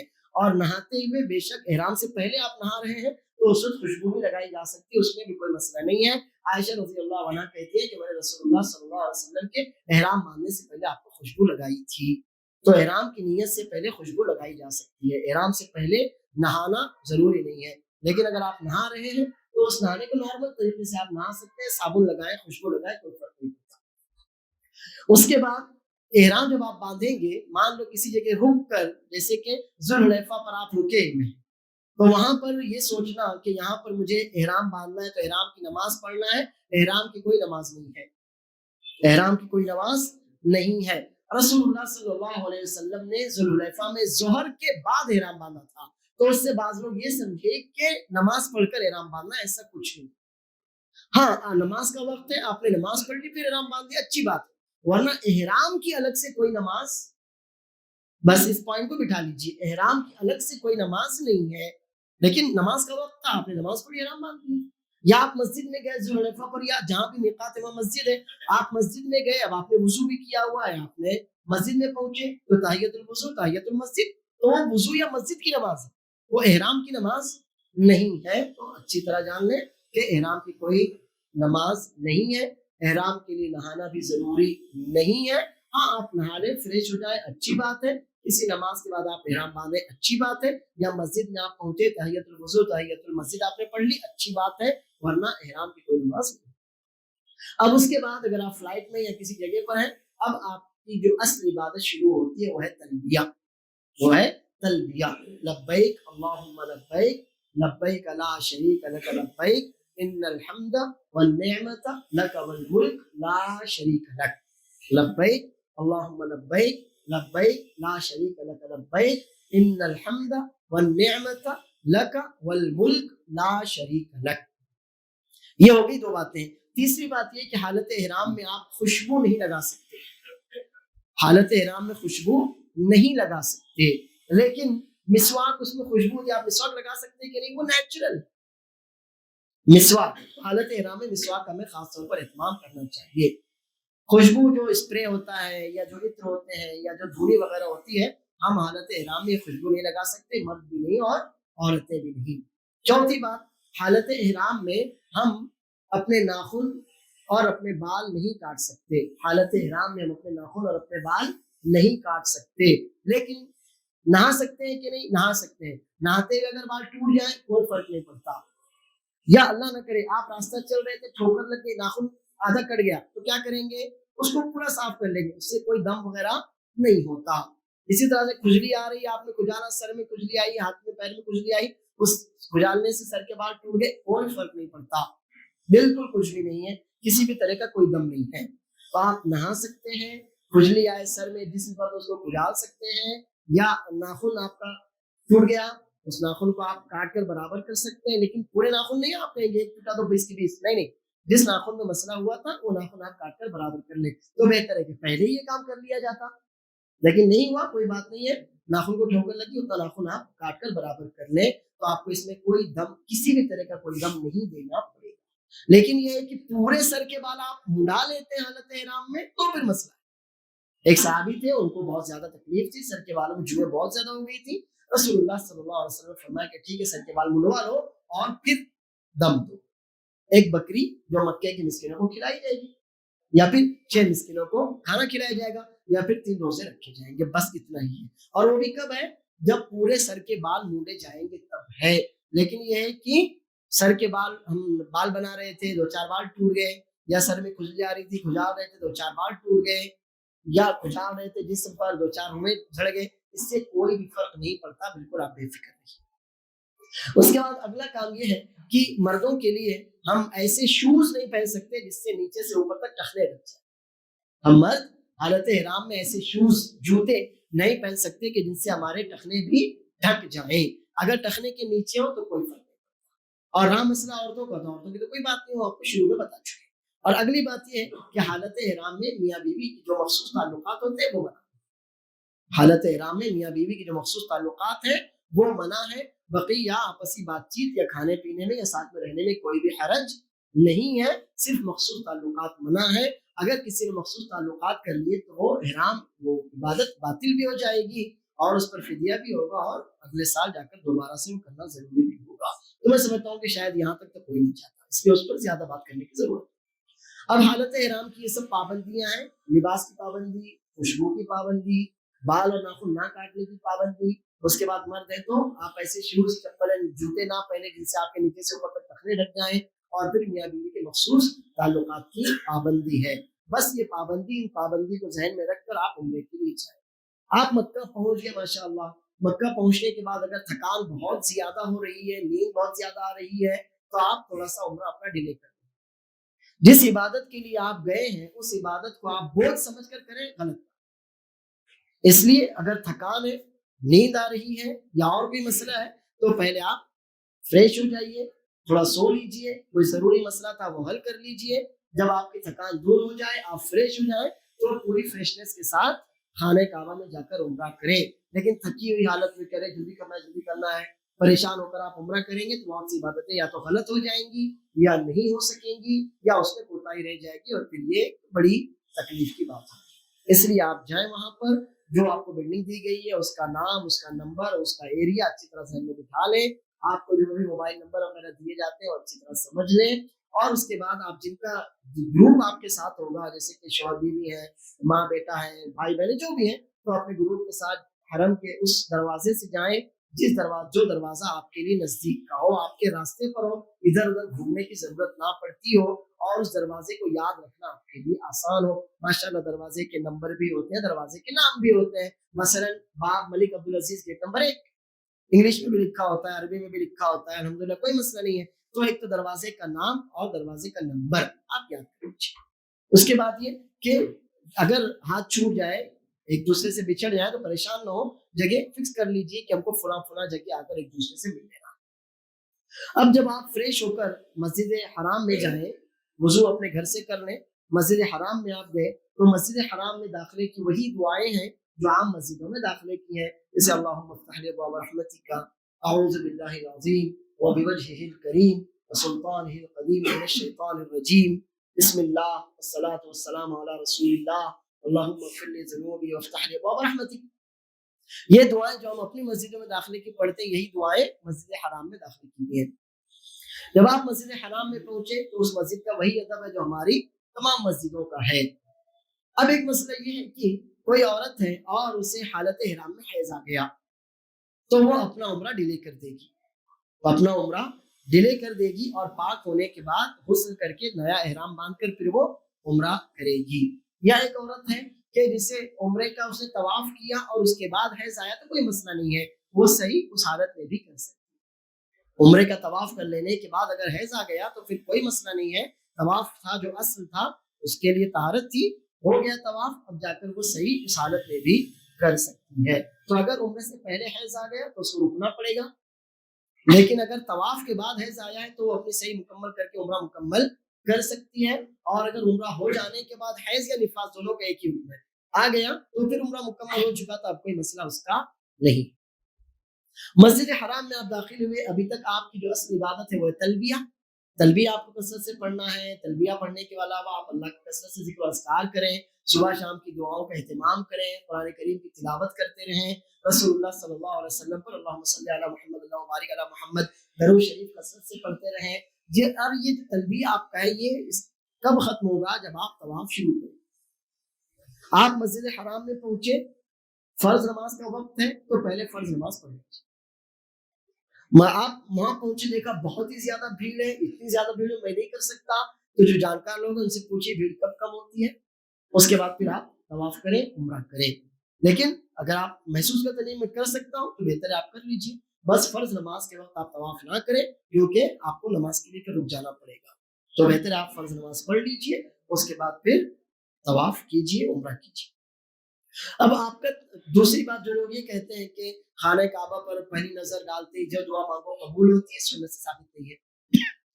جو لوگ یہ کہتے ہیں کہ خانہ کعبہ پر پہلی نظر پڑتے ہی جو بھی دعا مانگو قبول کی جاتی ہے, وہ سنت سے ثابت نہیں ہے. ٹھیک ہے, آپ دعا مانگے وہ ایک الگ مسئلہ ہے, لیکن اس کو دیکھ کر دونوں ہاتھ اٹھانا اور دعا مانگنا, تو یہ رسول اللہ صلی اللہ علیہ وسلم سے ثابت نہیں ہے.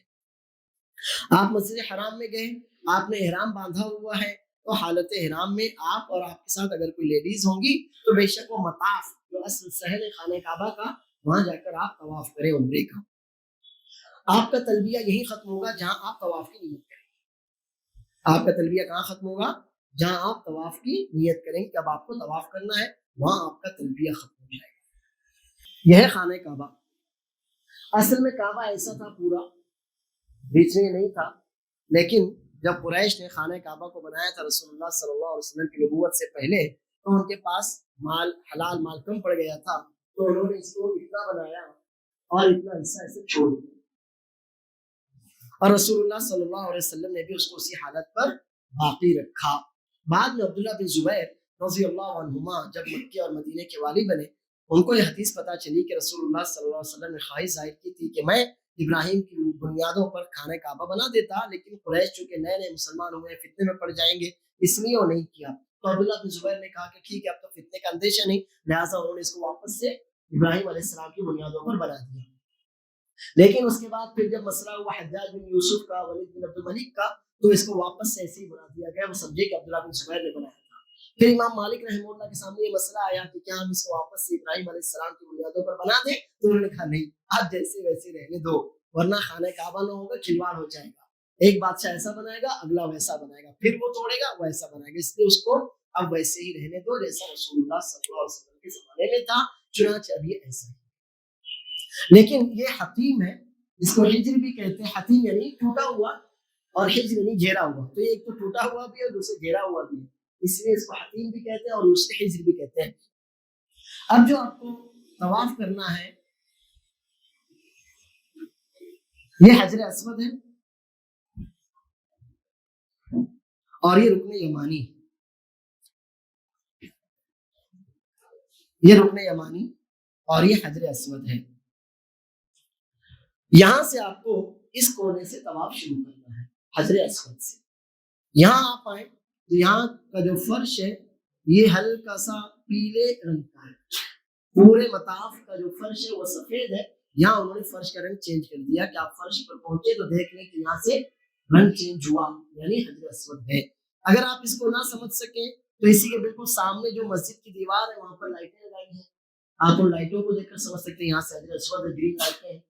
اور اگر یہ بھی نہ سمجھ سکیں تو لوگ جہاں رک رہے ہیں، اشارہ کر رہے ہیں، وہ آپ کی علامت کہ یہاں سے حجر اسود ہے۔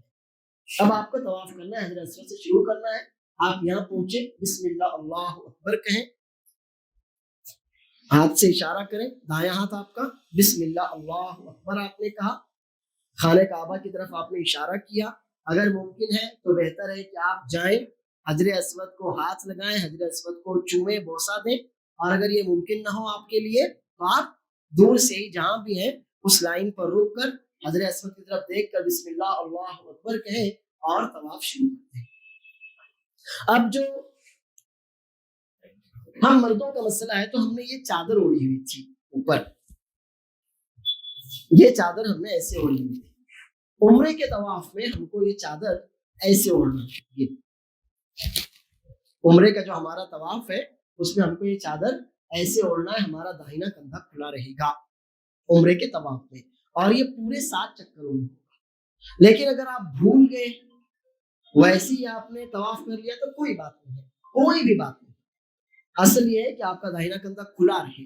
لیکن آپ کو یاد نہیں آیا، چھٹے چکر میں یاد آیا تو چھٹے چکر میں کر لیجیے، 5ویں چکر میں یاد آیا 5ویں چکر میں کر لیجیے، نہیں یاد آیا کوئی بات نہیں، کوئی بھی بات نہیں، کوئی مسئلہ نہیں ہے۔ ایک کام، دوسرا کام یہ ہے کہ جو شروع کے 3 چکر ہوتے ہیں، پہلا، دوسرا، تیسرا، اس میں ہلکا سا آپ کو تیز چلنا، ہلکا سا دوڑنے کی مانند آپ کو چلنا ہوتا ہے، پہلے، دوسرے اور تیسرے 3 چکروں میں، اس کو رمل کہتے ہیں۔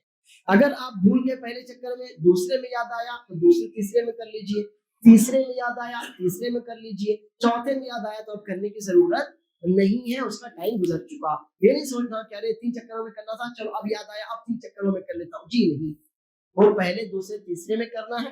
آپ کو پہلے میں یاد آیا الحمدللہ تینوں میں کیجیے، دوسرے میں یاد آیا دوسرے تیسرے میں کیجیے، تیسرے میں یاد آیا تیسرے میں کیجیے، نہیں یاد آیا تو پھر کوئی بات نہیں ہے، دونوں استباع کرنا، اس کو استباع کہتے ہیں، اور رمل ہلکا سا تیز چلنا، اس کو رمل کہتے ہیں۔ جب استباع 7 چکروں میں ہے، نہیں یاد آیا کوئی بات نہیں، جب یاد آیا تب سے کر لیجیے۔ رمل پہلے 3 چکروں میں ہے، یاد ہے الحمدللہ، نہیں یاد ہے کوئی بات نہیں۔ اور عورتوں کے لیے استباع تو ہے ہی نہیں، ظاہر ہے وہ اپنے پورے لباس میں ہے۔ اور رہا مسئلہ رمل کا، تو اگر ممکن ہو تو وہ اپنے بھائی یا جس کے بھی ساتھ ہو اس کے ساتھ ہلکا سا تیز چلے، ممکن نہ ہو تو آسانی سے نارمل چلتے ہوئے ہی طواف پورا کریں۔ اب یہ ہے ہمارا طواف، اب یہ ہوا ہمارا طواف۔ حجر اسود سے ہم نے شروع کیا طواف، بسم اللہ اللہ اکبر کہا، اب چلتے ہوئے ہم کو یہاں سے ہم آئے، یہ ایسا طواف کرنا ہے، اس کے باہر سے طواف کرنا ہے۔ یہ طواف کرتے ہم آئے رکن یمانی، اگر یہاں ہم کو خالی جگہ ملتی ہے تو ہم اس کو ہاتھ لگا سکتے ہیں، خالی جگہ نہیں ملتی، بھیڑ بھاڑ ہے تو بے شک گزر آئے۔ یہ رکن یمانی اور حجر اسود کے درمیان اللہ کے رسول صلی اللہ علیہ وسلم تو ثابت نہیں ہے کوئی مخصوص دعا، لیکن بعض صحابہ کرام سے ثابت ہے کہ وہ ربنا آتنا فی الدنیا حسنہ وفی الآخرۃ حسنہ وقنا عذاب النار پڑھتے تھے۔ تو اگر آپ یہ دعا پڑھیں رکن یمانی اور حجر اسود کے درمیان تو بہت اچھی بات ہے، اور اگر جو بھی دعائیں آپ پڑھ رہے ہیں پڑھتے رہیں، کوئی مسئلہ نہیں ہے۔ اب طواف میں جو آپ کے 7 چکر ہے، پہلا چکر یہاں سے شروع ہوا، یہیں پر ختم ہوا۔ آپ یہاں آئے، یہاں رکیں، حجر اسود کی طرف اشارہ کریں، اللہ اکبر، بسم اللہ اللہ اکبر پہلے اشارے میں تھا، اس کے بعد اب ہر اشارے میں اللہ اکبر کہیں، بسم اللہ ملا لیتے ہیں، حرج نہیں، ورنہ بسم اللہ پہلے چکر میں ہے۔ پھر جیسا آپ نے پہلا چکر کیا تھا سیم دوسرا چکر، ایسے تیسرا، چوتھا، پانچواں چکر، ساتواں، 7 چکر مکمل ہو گئے۔ اب مکمل ہو جانے کے بعد اشارہ نہیں ہے، 7واں چکر مکمل ہو جانے کے بعد اشارہ نہیں ہے، کیونکہ اشارہ چکر کے شروع میں، آخر میں نہیں۔ تو 7 چکر آپ کے مکمل ہو گئے، اب آپ کے لیے پھر ممکن ہے حجر اسود کو جانا، چھونا کیجیے، وہ ممکن نہیں ہے تو چپ چاپ یہاں سے آپ باہر نکل آئیے، یہاں سے آپ باہر نکل آئیے۔ آپ کے 7 چکر ہو گئے، اور طواف کے دوران کوئی ضرورت کی بات ہو آپ کر سکتے ہیں، اذان ہو رہی ہو اذان کا جواب دے سکتے ہیں، یا اس کے علاوہ آپ درود شریف پڑھیں، آپ قرآن کریم کی تلاوت کریں، دعائیں مانگیں، اللہ کا ذکر کریں، جو بھی نیکی ہے آپ وہ کر سکتے ہیں۔ طواف کے دوران اگر آپ طواف کر رہے تھے، چھٹا 5واں چکر ہوا اور فرض جماعت کھڑی ہونے لگی، ظہر اثر مغرب جو بھی تھی کھڑی ہونے لگی، تو آپ کو طواف وہیں روکنا پڑے گا، آپ کو طواف وہیں روکنا پڑے گا، آپ رک جائیے وہاں پر، بہت جلدی سے صفیں بن جاتی ہیں، آپ صف میں شامل ہو جائیے، نماز پڑھ لیجیے، جیسے ہی سلام پھیرتے ہیں سب فوراً تیزی سے اٹھ کھڑے ہوتے ہیں، آپ بھی تیزی سے اٹھ کھڑے ہوئیے، جہاں پر آپ نے اپنا طواف کا چکر روکا تھا وہاں سے اب پھر سے آپ اپنا طواف کنٹینیو کر لیجئے، کوئی مسئلہ نہیں ہے۔ 5.5 چکر ہوئے تھے آپ کے، 5واں چکر پورا، چھٹا آدھا، اب اس کے بعد وہیں آدھے سے آپ چھٹا پورا کیجیے اور اس کے بعد 7واں پورا کیجیے۔ یہ ہے طواف۔ اب طواف سے پہلے اصل تو یہ ہے کہ آدمی پوری طہارت کے ساتھ طواف کرے۔ بہت سے علماء کے نزدیک طہارت طواف کے لیے شرط ہے، پوری طہارت کے ساتھ آپ طواف کریں، لیکن اگر ایسا ہوا کہ طواف کے دوران وضو ٹوٹ گیا اور بھیڑ اتنی زیادہ ہے کہ آدمی باہر نکلے اور وہاں سے واپس وضو کر کے آئے، ساتھ میں کوئی لیڈی وغیرہ بھی ہے، کوئی بچہ ہے، تو بہت مشکل ہو جاتا ہے، تو کیا کریں گے؟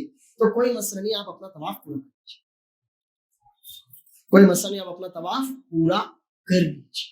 اگر پاسبل تھا، آپ اکیلے تھے، جا سکتے تھے وضو، تو کرائیے، لیکن اگر وہ نہیں تھا، آپ کے ساتھ کوئی لیڈی تھی، آپ کی امی تھی، آپ کی بیوی تھی، آپ کی بہن تھی، کوئی ان کو آپ طواف کرا رہے تھے، یا کوئی چھوٹا بچہ ہے، بچی تھی، تو اب اتنا آسان نہیں ہوتا، یہاں کھڑے کھڑے میں بول دوں ایسا اتنا آسان نہیں ہے، تو وہاں جانے کے بعد آپ آدھے گھنٹے سے بھی زیادہ لگ جائے گا آپ کو، آپ واپس سے وضو کر کے آئیں گے، تو آپ کیا کریں پھر اسی حالت میں طواف کنٹینیو مکمل کر لیجئے، طواف کر لیجئے، لیکن طواف کے بعد کی 2 رکعت تو نہیں پڑھ سکیں گے آپ بے وضو، طواف کے بعد کی 2 رکعت آپ بے وضو نہیں پڑھ سکیں گے۔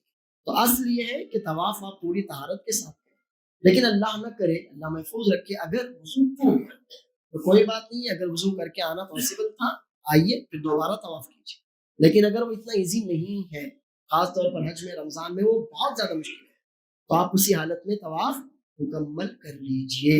اب طواف آپ کا مکمل ہو گیا، حجر اسود پر مکمل ہوا، یہاں آ کر مکمل ہونے کے بعد آپ کو اشارہ کرنے کی کوئی ضرورت نہیں، آپ چپ چاپ باہر نکل آئیے۔ آپ کو اب طواف کی 2 رکعتیں پڑھنا ہے، طواف کی 2 رکعتیں پڑھنا ہے۔ طواف کی 2 رکعتیں پڑھنے سے پہلے ہم نے اپنا کیا کیا تھا، چادر جو صحیح کر لیں گے، یہ چادر ہماری ایسی تھی نا طواف میں، اب کیا کریں گے، ہم نماز پڑھنے سے پہلے چادر صحیح کر لیں گے، یہ ایسی کریں، اور اس کے بعد اب ہم نماز پڑھیں گے۔ وہ نماز کہاں پڑھنا ہے؟ وہ نماز میں تو کہوں گا کہ اصل تو یہ ہے کہ مقام ابراہیم کے پاس یا مطاف میں پڑھنا ہے، لیکن مت پڑھیے۔ کیوں مت پڑھیے؟ آپ کو بھی پریشانی، دوسروں کو بھی تکلیف۔ وہ کہاں پڑھنا ہے آپ کو؟ مطاف میں پڑھنا ہے نا، مقام ابراہیم کے پاس، لیکن وہاں مت پڑھیے۔ کیوں؟ آپ کی بھی نماز، وہ نماز کہاں ہوگی؟ سب دھکے مار کے جائیں گے، اور وہ جو بھی دیکھے گا ارے وہ ڈرے گا بیچارہ، اس کا طواف خراب، تو آپ کو بھی تکلیف اور آپ کی وجہ سے دوسروں کو بھی تکلیف۔ تو اس سلسلے میں عمر رضی اللہ عنہ کا اثر، ان کی سنت ہمارے لیے ہے کہ انہوں نے طواف کیا اور طواف کے بعد سیدھا اپنے ساتھیوں کے ساتھ باہر نکل گئے، حدود حرم سے باہر جا کر رکے، وہاں جا کر 2 رکعتیں پڑھی۔ انہوں نے طواف کیا اور طواف کے بعد کی 2 رکعتیں کہاں جا کر پڑھی؟ حدود حرم کے باہر، حرم کے باہر نہیں، حدود حرم کے باہر، مکے سے حدود حرم سے باہر نکل کر۔ تو وہاں سے کہ اگر طواف کے بعد کی 2 رکعتیں آپ مطاف میں پڑھ سکتے ہیں، بہت اچھی بات، نہیں پڑھ سکتے، بھیڑ ہے، آپ کو تکلیف، دوسروں کو تکلیف، تو آپ چپ چاپ نکل جائیے، اندر مسجد میں کہیں جگہ ملتی ہے وہاں پڑھیے، وہاں بھی نہیں پڑھ سکتے، آگے جو صحن ہے وہاں پڑھیے، وہاں بھی نہیں پڑھ سکتے، آپ اپنے گھر میں پڑھیے، لیکن ایسا پڑھیے کہ نماز ہو، آپ کی خود کی نماز بھی خراب نہ ہو اور آپ کی وجہ سے دوسروں کے بیچاروں کو تکلیف اور پریشانی نہ ہو۔ اب یہ جو 2 رکعتیں ہیں، ان میں آپ کو پہلی رکعت میں اگر آپ پڑھتے ہیں قل یا ایھا الکافرون اور دوسری میں پڑھتے ہیں قل ھو اللہ احد، بہت اچھی بات ہے۔ کوئی اور سورت پڑھتے ہیں تو پورا قرآن اللہ کا کلام ہے، آپ کوئی بھی سورت پڑھ سکتے ہیں، کوئی سورت نہیں پڑھتے، سورہ فاتحہ پڑھتے ہیں تو بھی کافی۔ طواف آپ کا ہو گیا، تو طواف کے بعد 2 رکعتیں بھی آپ نے پڑھ لی، 2 رکعتیں پڑھنے کے بعد اب آپ کو صحیح کرنا ہے، تو حجر اسود کی طرف پیٹ کیجیے، سامنے باب الصفا، حجر اسود کی طرف آپ نے پیٹ کی تو سامنے یہ بالکل ایگزیکٹ باب الصفا ہے، وہاں سے آپ کو صحیح کرنا ہے۔ اگر آپ گراؤنڈ فلور پر گئے، دیکھا کہ بہت زیادہ بھیڑ ہے، تو آپ فرسٹ فلور پر بھی جا سکتے ہیں، کوئی مسئلہ نہیں، نیچے سے کرو اوپر سے کرو۔ صفا مروا کی صحیح یہ طواف کے بعد ہوتی ہے۔ ہم نے بتایا طواف طہارت کے ساتھ ہوتا ہے، سوائے کہ اللہ نہ کرے کوئی مسئلہ ہو، اور رہا مسئلہ صحیح کا، صحیح کے لیے طہارت کی کوئی ضرورت نہیں ہے، مستحب ہے، آپ باوضو، اچھی بات ہے، نہیں ہے تو کوئی بات نہیں۔ تو اب عمرے کی 2 باتیں ہو چکی، ایک تو احرام کا مسئلہ پورا ہو چکا، دوسرے طواف بھی الحمدللہ ہو چکا، تیسرا اب کام ہے آپ کو صحیح کرنا۔ تو صحیح صفا سے مروہ تک کی جاتی ہے، ان کے درمیان کی جاتی ہے، صفا سے مروہ پر نہیں کی جاتی۔ یہ صفا ہے، یہ مروہ ہے، اور یہ 1 وے ہے، یہاں سے بیچ میں ڈیوائیڈر ہے، ادھر سے آپ آئیں اور ادھر سے واپس آئیں، یہاں صفا پر آپ آئیے، یہ صفا پورا ہے، یہاں آ جائیے کیونکہ یہاں سے ادھر آنے والے ہیں، یہاں آنے کے بعد خانہ کعبہ کی طرف رخ کیجیے، دونوں ہاتھ اٹھائیے، کلمہ توحید لا الہ الا اللہ وحدہ لا شریک لہ لہ الملک ولہ الحمد وہو علی کل شیء قدیر پڑھیے۔ میں وہیں سے شروع کرتا ہوں جہاں سے اللہ نے شروع کیا، جہاں سے رسول اللہ صلی اللہ علیہ وسلم نے بتایا، یہ کلمات اگر کہیں اچھی بات ہے، ورنہ کوئی بات نہیں، دونوں ہاتھ اٹھائیے، کلمہ توحید پڑھیے، اس کے بعد درود شریف پڑھیے، اور جو دعائیں آپ کو مانگنی مانگیے، 3 بار کلمہ توحید پڑھیے، 3 بار دعائیں مانگیے، 3 سے زائد بار کلمہ توحید پڑھیے، اچھی بات ہے، کوئی مسئلہ نہیں، لیکن ہاتھ اٹھا کر آپ کو خانہ کعبہ کی طرف منہ کرنا ہے اور دعائیں مانگنا ہے۔ اس کے بعد اب آپ چلیں گے یہاں سے، تو جب آپ یہاں پہنچیں گے تو یہ اصل جو دوڑنا ہے ہلکا سا وہ ہے، یہاں پر بھی فرش کا رنگ بھی آپ کو چینج ملے گا، فرش کی طرف دھیان نہیں گیا، دیوار کی طرف، دیوار کا رنگ بھی ہلکا سا گرین ہرا ملے گا، وہاں بھی دھیان نہیں گیا، تو دونوں طرف گرین لائٹیں، ہری ہری انہوں نے لائٹیں لگا رکھی ہیں، تو آپ سمجھ لیں گے کہ اب یہاں سے تھوڑا سا ہم کو تیز چلنا ہے، یہاں سے آپ تیز چلیں گے، اگر بھیڑ ہے تو کوئی بات نہیں، وہ تو خود ہی آپ ڈھکیلے جائیں گے آگے سے پیچھے، تو آپ چلیں گے، یہاں سے آپ پہنچے مروہ پر، اب مروہ پر یہاں آ کر آپ ایک چکر پورا ہوا،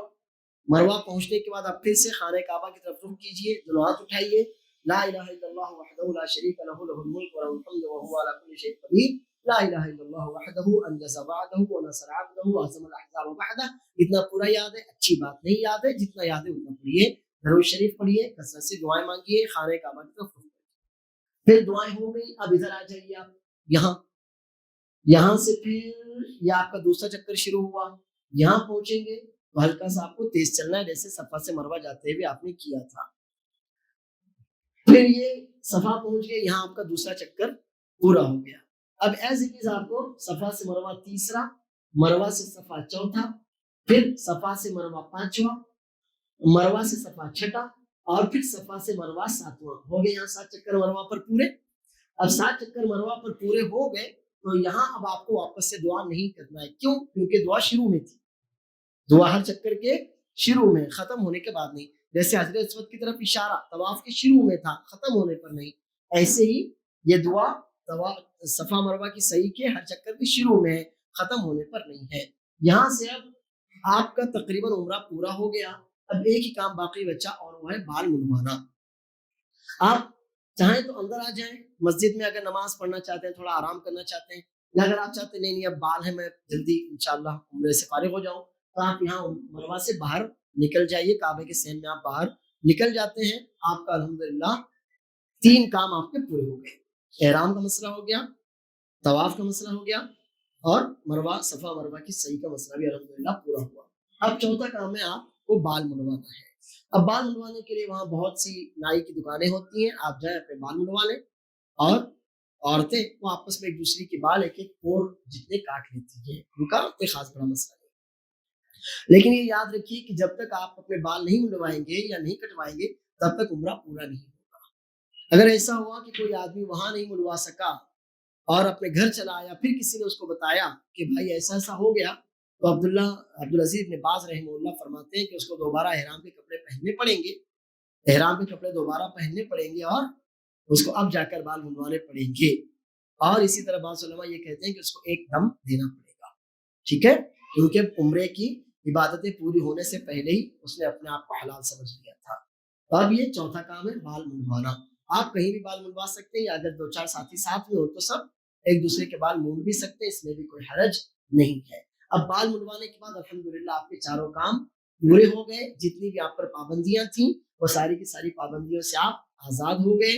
اب آپ نہا سکتے ہیں، آپ نارمل لباس پہن سکتے ہیں، آپ خوشبو لگا سکتے ہیں، میاں بیوی والے مخصوص تعلقات جو منع تھے وہ بھی اب ساری پابندیاں ختم ہو گئیں۔ آپ اب بالکل نارمل جتنے بھی دن مکے میں رہیں گے آپ بالکل نارمل طریقے سے مکے میں رہیں۔ اب ایک بات ہے وہ یہ کہ ابھی جو طواف میں ایسا ہے جو نظام ان کا کہ عورتوں کا کوئی مسئلہ نہیں، لیکن مردوں کو مطاف میں انہی مردوں کو جانے دیتے ہیں جنہوں نے احرام باندھا ہوا ہو، جو نارمل لباس میں ان سے کہتے ہیں کہ آپ اوپر فرسٹ سیکنڈ تھرڈ فلور سے جا کر طواف کیجیے۔ تو کیا ہم دھوکہ دے سکتے ہیں؟ جی نہیں، آپ دھوکہ مت دیجیے، آپ اللہ کے گھر میں جا کر بھی اللہ کو دھوکہ دے رہے ہیں تو پھر کیا بات ہوئی؟ اور اسی لیے یاد رکھیے، آپ کہیں گے ارے اوپر سے طواف کرنے میں تو بہت ٹائم لگ جاتا، بہت تھکان ہو جاتی، ہونے دیجیے۔ اللہ کے رسول صلی اللہ علیہ وسلم نے عائشہ رضی اللہ عنہا کو جب عمرے کے لیے بھجوایا تھا تو فرمایا تھا الاجر علی قدر نصبک، تمہارے جتنا ایفرٹس لگے گا، جتنا تم ذہنی جسمانی طور پر تھکو گی، اتنا ہی زیادہ تمہارے اجر میں اضافہ ہوتا رہے گا۔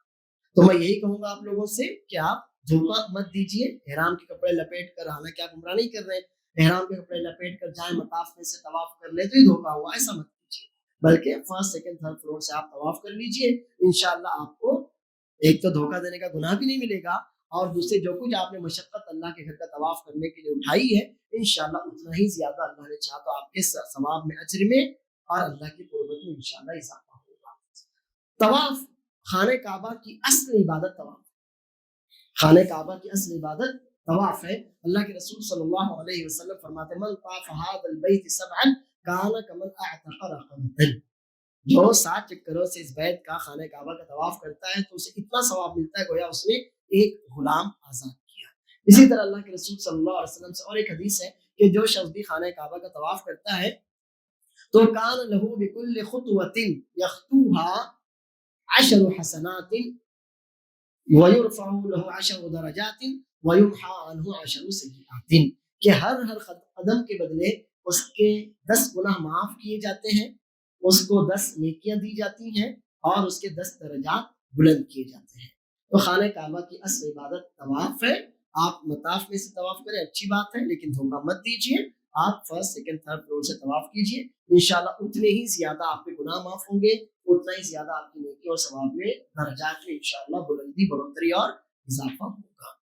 اب ایک سوال یہ ہے کہ ہم لوگ جو مکہ جاتے ہیں تو مکہ جانے کے بعد کیا وہاں مقیم رہتے ہوئے، مکے میں مقیم رہتے ہوئے ہم نماز کیسے پڑھیں؟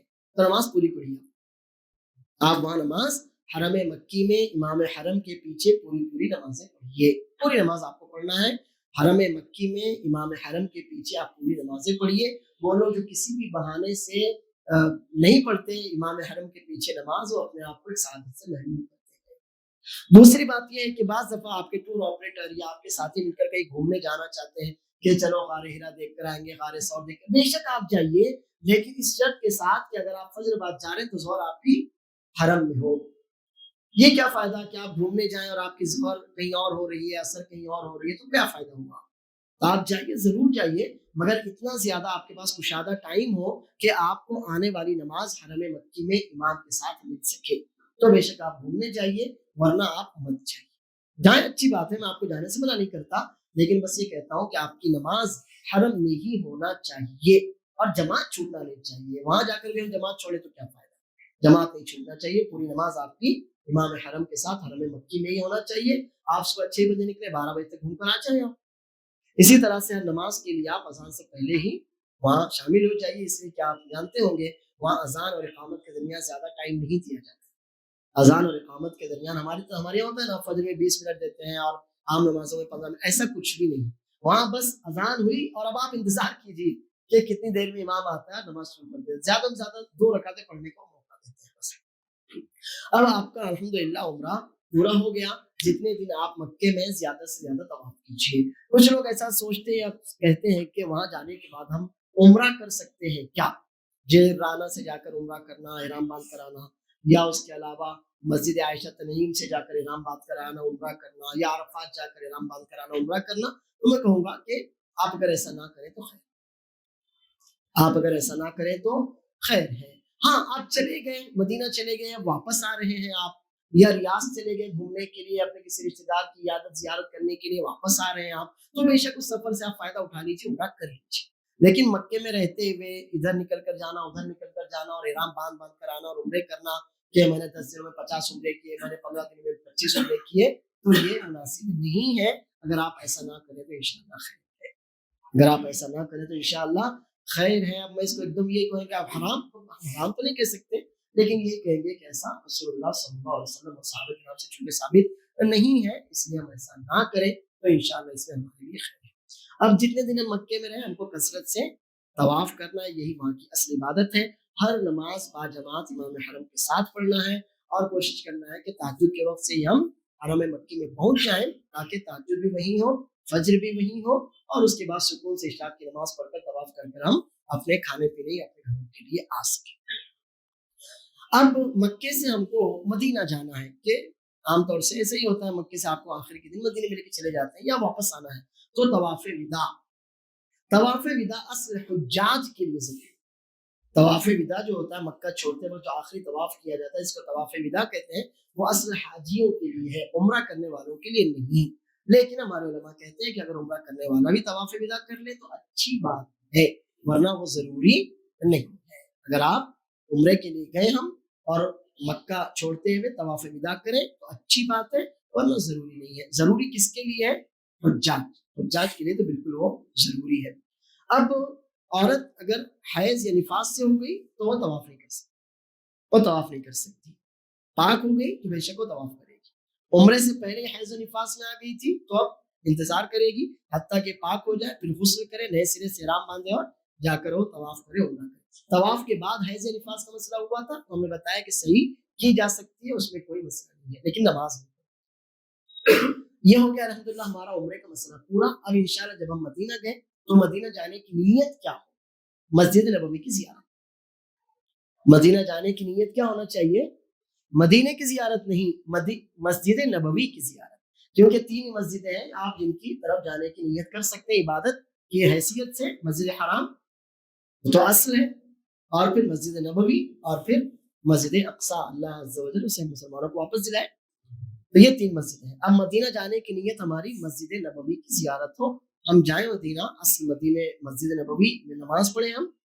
اس کے بعد جب مدینہ پہنچے تو رسول اللہ صلی اللہ علیہ وسلم کی قبر، وہاں سے گزرے آپ، پورا راستہ ہے، آپ پہلی دروازے سے دوسرے تیسرے دروازے سے داخل ہو، سیدھا راستہ ہے، بائیں طرف رسول اللہ صلی اللہ علیہ وسلم اور پھر آپ کے دونوں ساتھی ابو بکر اور عمر کی قبریں ہیں، آپ وہاں رکیے۔ السلام علیکم ایھا النبی ورحمۃ اللہ وبرکاتہ، تحیات میں جو پڑھتے ہیں وہ آپ کو پڑھنا ہے وہاں رک کر، السلام علیکم ایھا النبی ورحمۃ اللہ وبرکاتہ۔ اس کے بعد آپ آگے بڑھیں، السلام علیکم ابو بکر، اس کے بعد ایک قدم اور آگے بڑھیں اور السلام علیکم عمر، اتنا کہنا اور آپ کو وہاں سے نکل جانا ہے۔ رسول اللہ صلی اللہ علیہ وسلم کی قبر پر روزانہ حاضر ہونا نہیں ہے۔ عبداللہ بن عمر رضی اللہ عنہما جب بھی سفر سے واپس آتے تھے تو رسول اللہ صلی اللہ علیہ وسلم اور ابو بکر اور عمر کی قبروں پر حاضر ہو کر جیسے سلام میں نے آپ کو بتایا ایسا کرتے تھے۔ اب کچھ لوگ یہ کہتے ہیں کہ آپ وہاں جا رہے ہیں تو ہمارا سلام پہنچا دینا، کوئی ضرورت نہیں ہے، اللہ کے رسول صلی اللہ علیہ وسلم فرماتے تم جہاں بھی رہو اس پر درود بھیجو، فرشتے تمہارا درود مجھ تک پہنچا دیتے ہیں، تمہارے نام اور تمہارے ابا کے نام کے ساتھ پہنچاتے ہیں۔ تو وہاں جا کر میں کہوں کہ اللہ کے رسول صلی اللہ علیہ وسلم آپ کو فلاں فلاں فلاں نے، تو یہ سب بدعات ہے، ان کی کوئی ضرورت نہیں ہے، آپ ایسا نہ کریں۔ پھر وہاں جانے کے بعد بقیع قبرستان بالکل مسجد نبوی کے صحن سے متصل ہے، بقیع کی آپ زیارت کریں، جو وہاں پر دعائیں لکھی ہوئی ہیں قبرستان کی زیارت کی وہ کریں۔ احد پہاڑ جہاں جنگ احد ہوئی تھی وہاں جائیں، وہاں کئی صحابہ کرام کی قبریں ہیں۔ اس کے علاوہ جو اصل عبادت ہے وہ ہے مسجد قباء جانا۔ اللہ کے رسول صلی اللہ علیہ وسلم ہر ہفتے مسجد قباء جاتے تھے، اور آپ فرماتے ہیں کہ جو شخص بھی اپنے گھر میں وضو کرے اور مسجد قباء میں جا کر 2 رکعت نفل پڑھے تو اس کو عمرے کے جتنا ثواب ملتا ہے۔ اب تو الحمدللہ انہوں نے کوریڈور بنایا ہوا ہے، 20 منٹ میں آپ پیدل بھی مسجد قباء جا سکتے ہیں۔ اگر آپ جوان ہیں، تیزی سے چلتے ہیں تو ماشاءاللہ 20 منٹ میں آپ مسجد قباء پہنچ سکتے ہیں، ورنہ ٹیکسیاں وہاں پر چلتی رہتی ہیں۔ پھر اور جو مدینے کی اور تاریخی جگہ بے شک آپ کو دیکھنے کے لیے جائیں، لیکن نماز کا خیال رکھیں۔ نماز آپ کو امام حرم کے پیچھے مسجد نبوی میں ہی پڑھنا ہے۔ مسجد نبوی میں با جماعت آپ کو نماز پڑھنا ہے، کوئی نماز آپ کی فوت نہ ہونے پائے۔ اور پھر جو مسجد نبوی کی ایک سب سے اہم جگہ ہے وہ رسول اللہ صلی اللہ علیہ وسلم کے گھر اور ممبر کے درمیان کی جگہ، جس کو روضۃ الجنہ کہا جاتا ہے۔ اب تو ماشاءاللہ اس کے لیے ایپ آ گئی ہے، آپ اس کے لیے اپنا وہ ٹائم اور نوٹ کرا دیجیے، آپ کو ٹائم دے دیتے ہیں، اس ٹائم پر آپ جائیے، اگر نماز کا موقع ملے نماز پڑھیے، نفل یا فرض کا موقع ہے تو اور اچھی بات ہے، وہاں دعا مانگے، وہاں تلاوت کریں، وہاں ذکر کریں، وہ انشاءاللہ آپ کے حق میں خیر ہے۔ لیکن ایک بات جو لوگ یہ کہتے ہیں کہ مدینے میں جو شخص 40 نمازیں، مسجد نبوی میں جو شخص 40 نمازیں پڑھ لیتا ہے تو اللہ تعالیٰ اس کو کفر سے، نفاق سے اور جہنم سے بری کر دیتا ہے، تو ایسی کوئی روایت ثابت نہیں ہے۔ ایسی کوئی روایت ثابت نہیں ہے۔ جو روایت ہے وہ کسی بھی مسجد میں 40 دنوں تک با جماعت نماز کی بات ہے، تکبیر اولیٰ کے ساتھ 40 دنوں تک کی بات ہے۔ مسجد نبوی میں 40 نمازوں کی الگ سے کوئی فضیلت نہیں ہے، لیکن چونکہ مسجد نبوی سے زیادہ فاضل مسجد کہاں سے لائیں گے آپ اگر حرم مکی کو چھوڑ دیں، اس لیے آپ کی ہر نماز مسجد نبوی میں امام صاحب کے ساتھ تکبیر اولیٰ کے ساتھ ہونا چاہیے۔ کسی بھی وجہ کو آپ بہانہ بنا کر مسجد نبوی کی نماز سے پیچھے نہ رہیں، اور صحن میں نماز نہ پڑھیں، کوشش کریں اندر مسجد میں جا کر نماز پڑھیں۔ بہت سے لوگ جلدی جلدی میں صحن میں پڑھتے نکل پاتے ہیں، ایسا مت کیجیے، جا کر مسجد میں نماز پڑھیے۔ وباللہ التوفیق۔ اور جو آپ کو وہاں پانی استعمال کرنا ہے وہ زمزم ہے، ماشاءاللہ وہی پانی آپ وہاں 24 گھنٹے استعمال کیجیے، کھجوریں کھائیے، لیکن یہ ہے کہ بازاروں میں بلا وجہ مت گھومیے۔ امید کہ میں نے اہم باتیں آپ کے سامنے رکھ دی ہوں گی، اور میں نے آپ کو شروع میں بتا دیا کہ بلا وجہ آپ کو ڈرنے گھبرانے اور ایک آسان سی عبادت کو کمپلیکیٹڈ بنانے کی کوئی ضرورت نہیں ہے۔ وآخر دعوانا الحمدللہ۔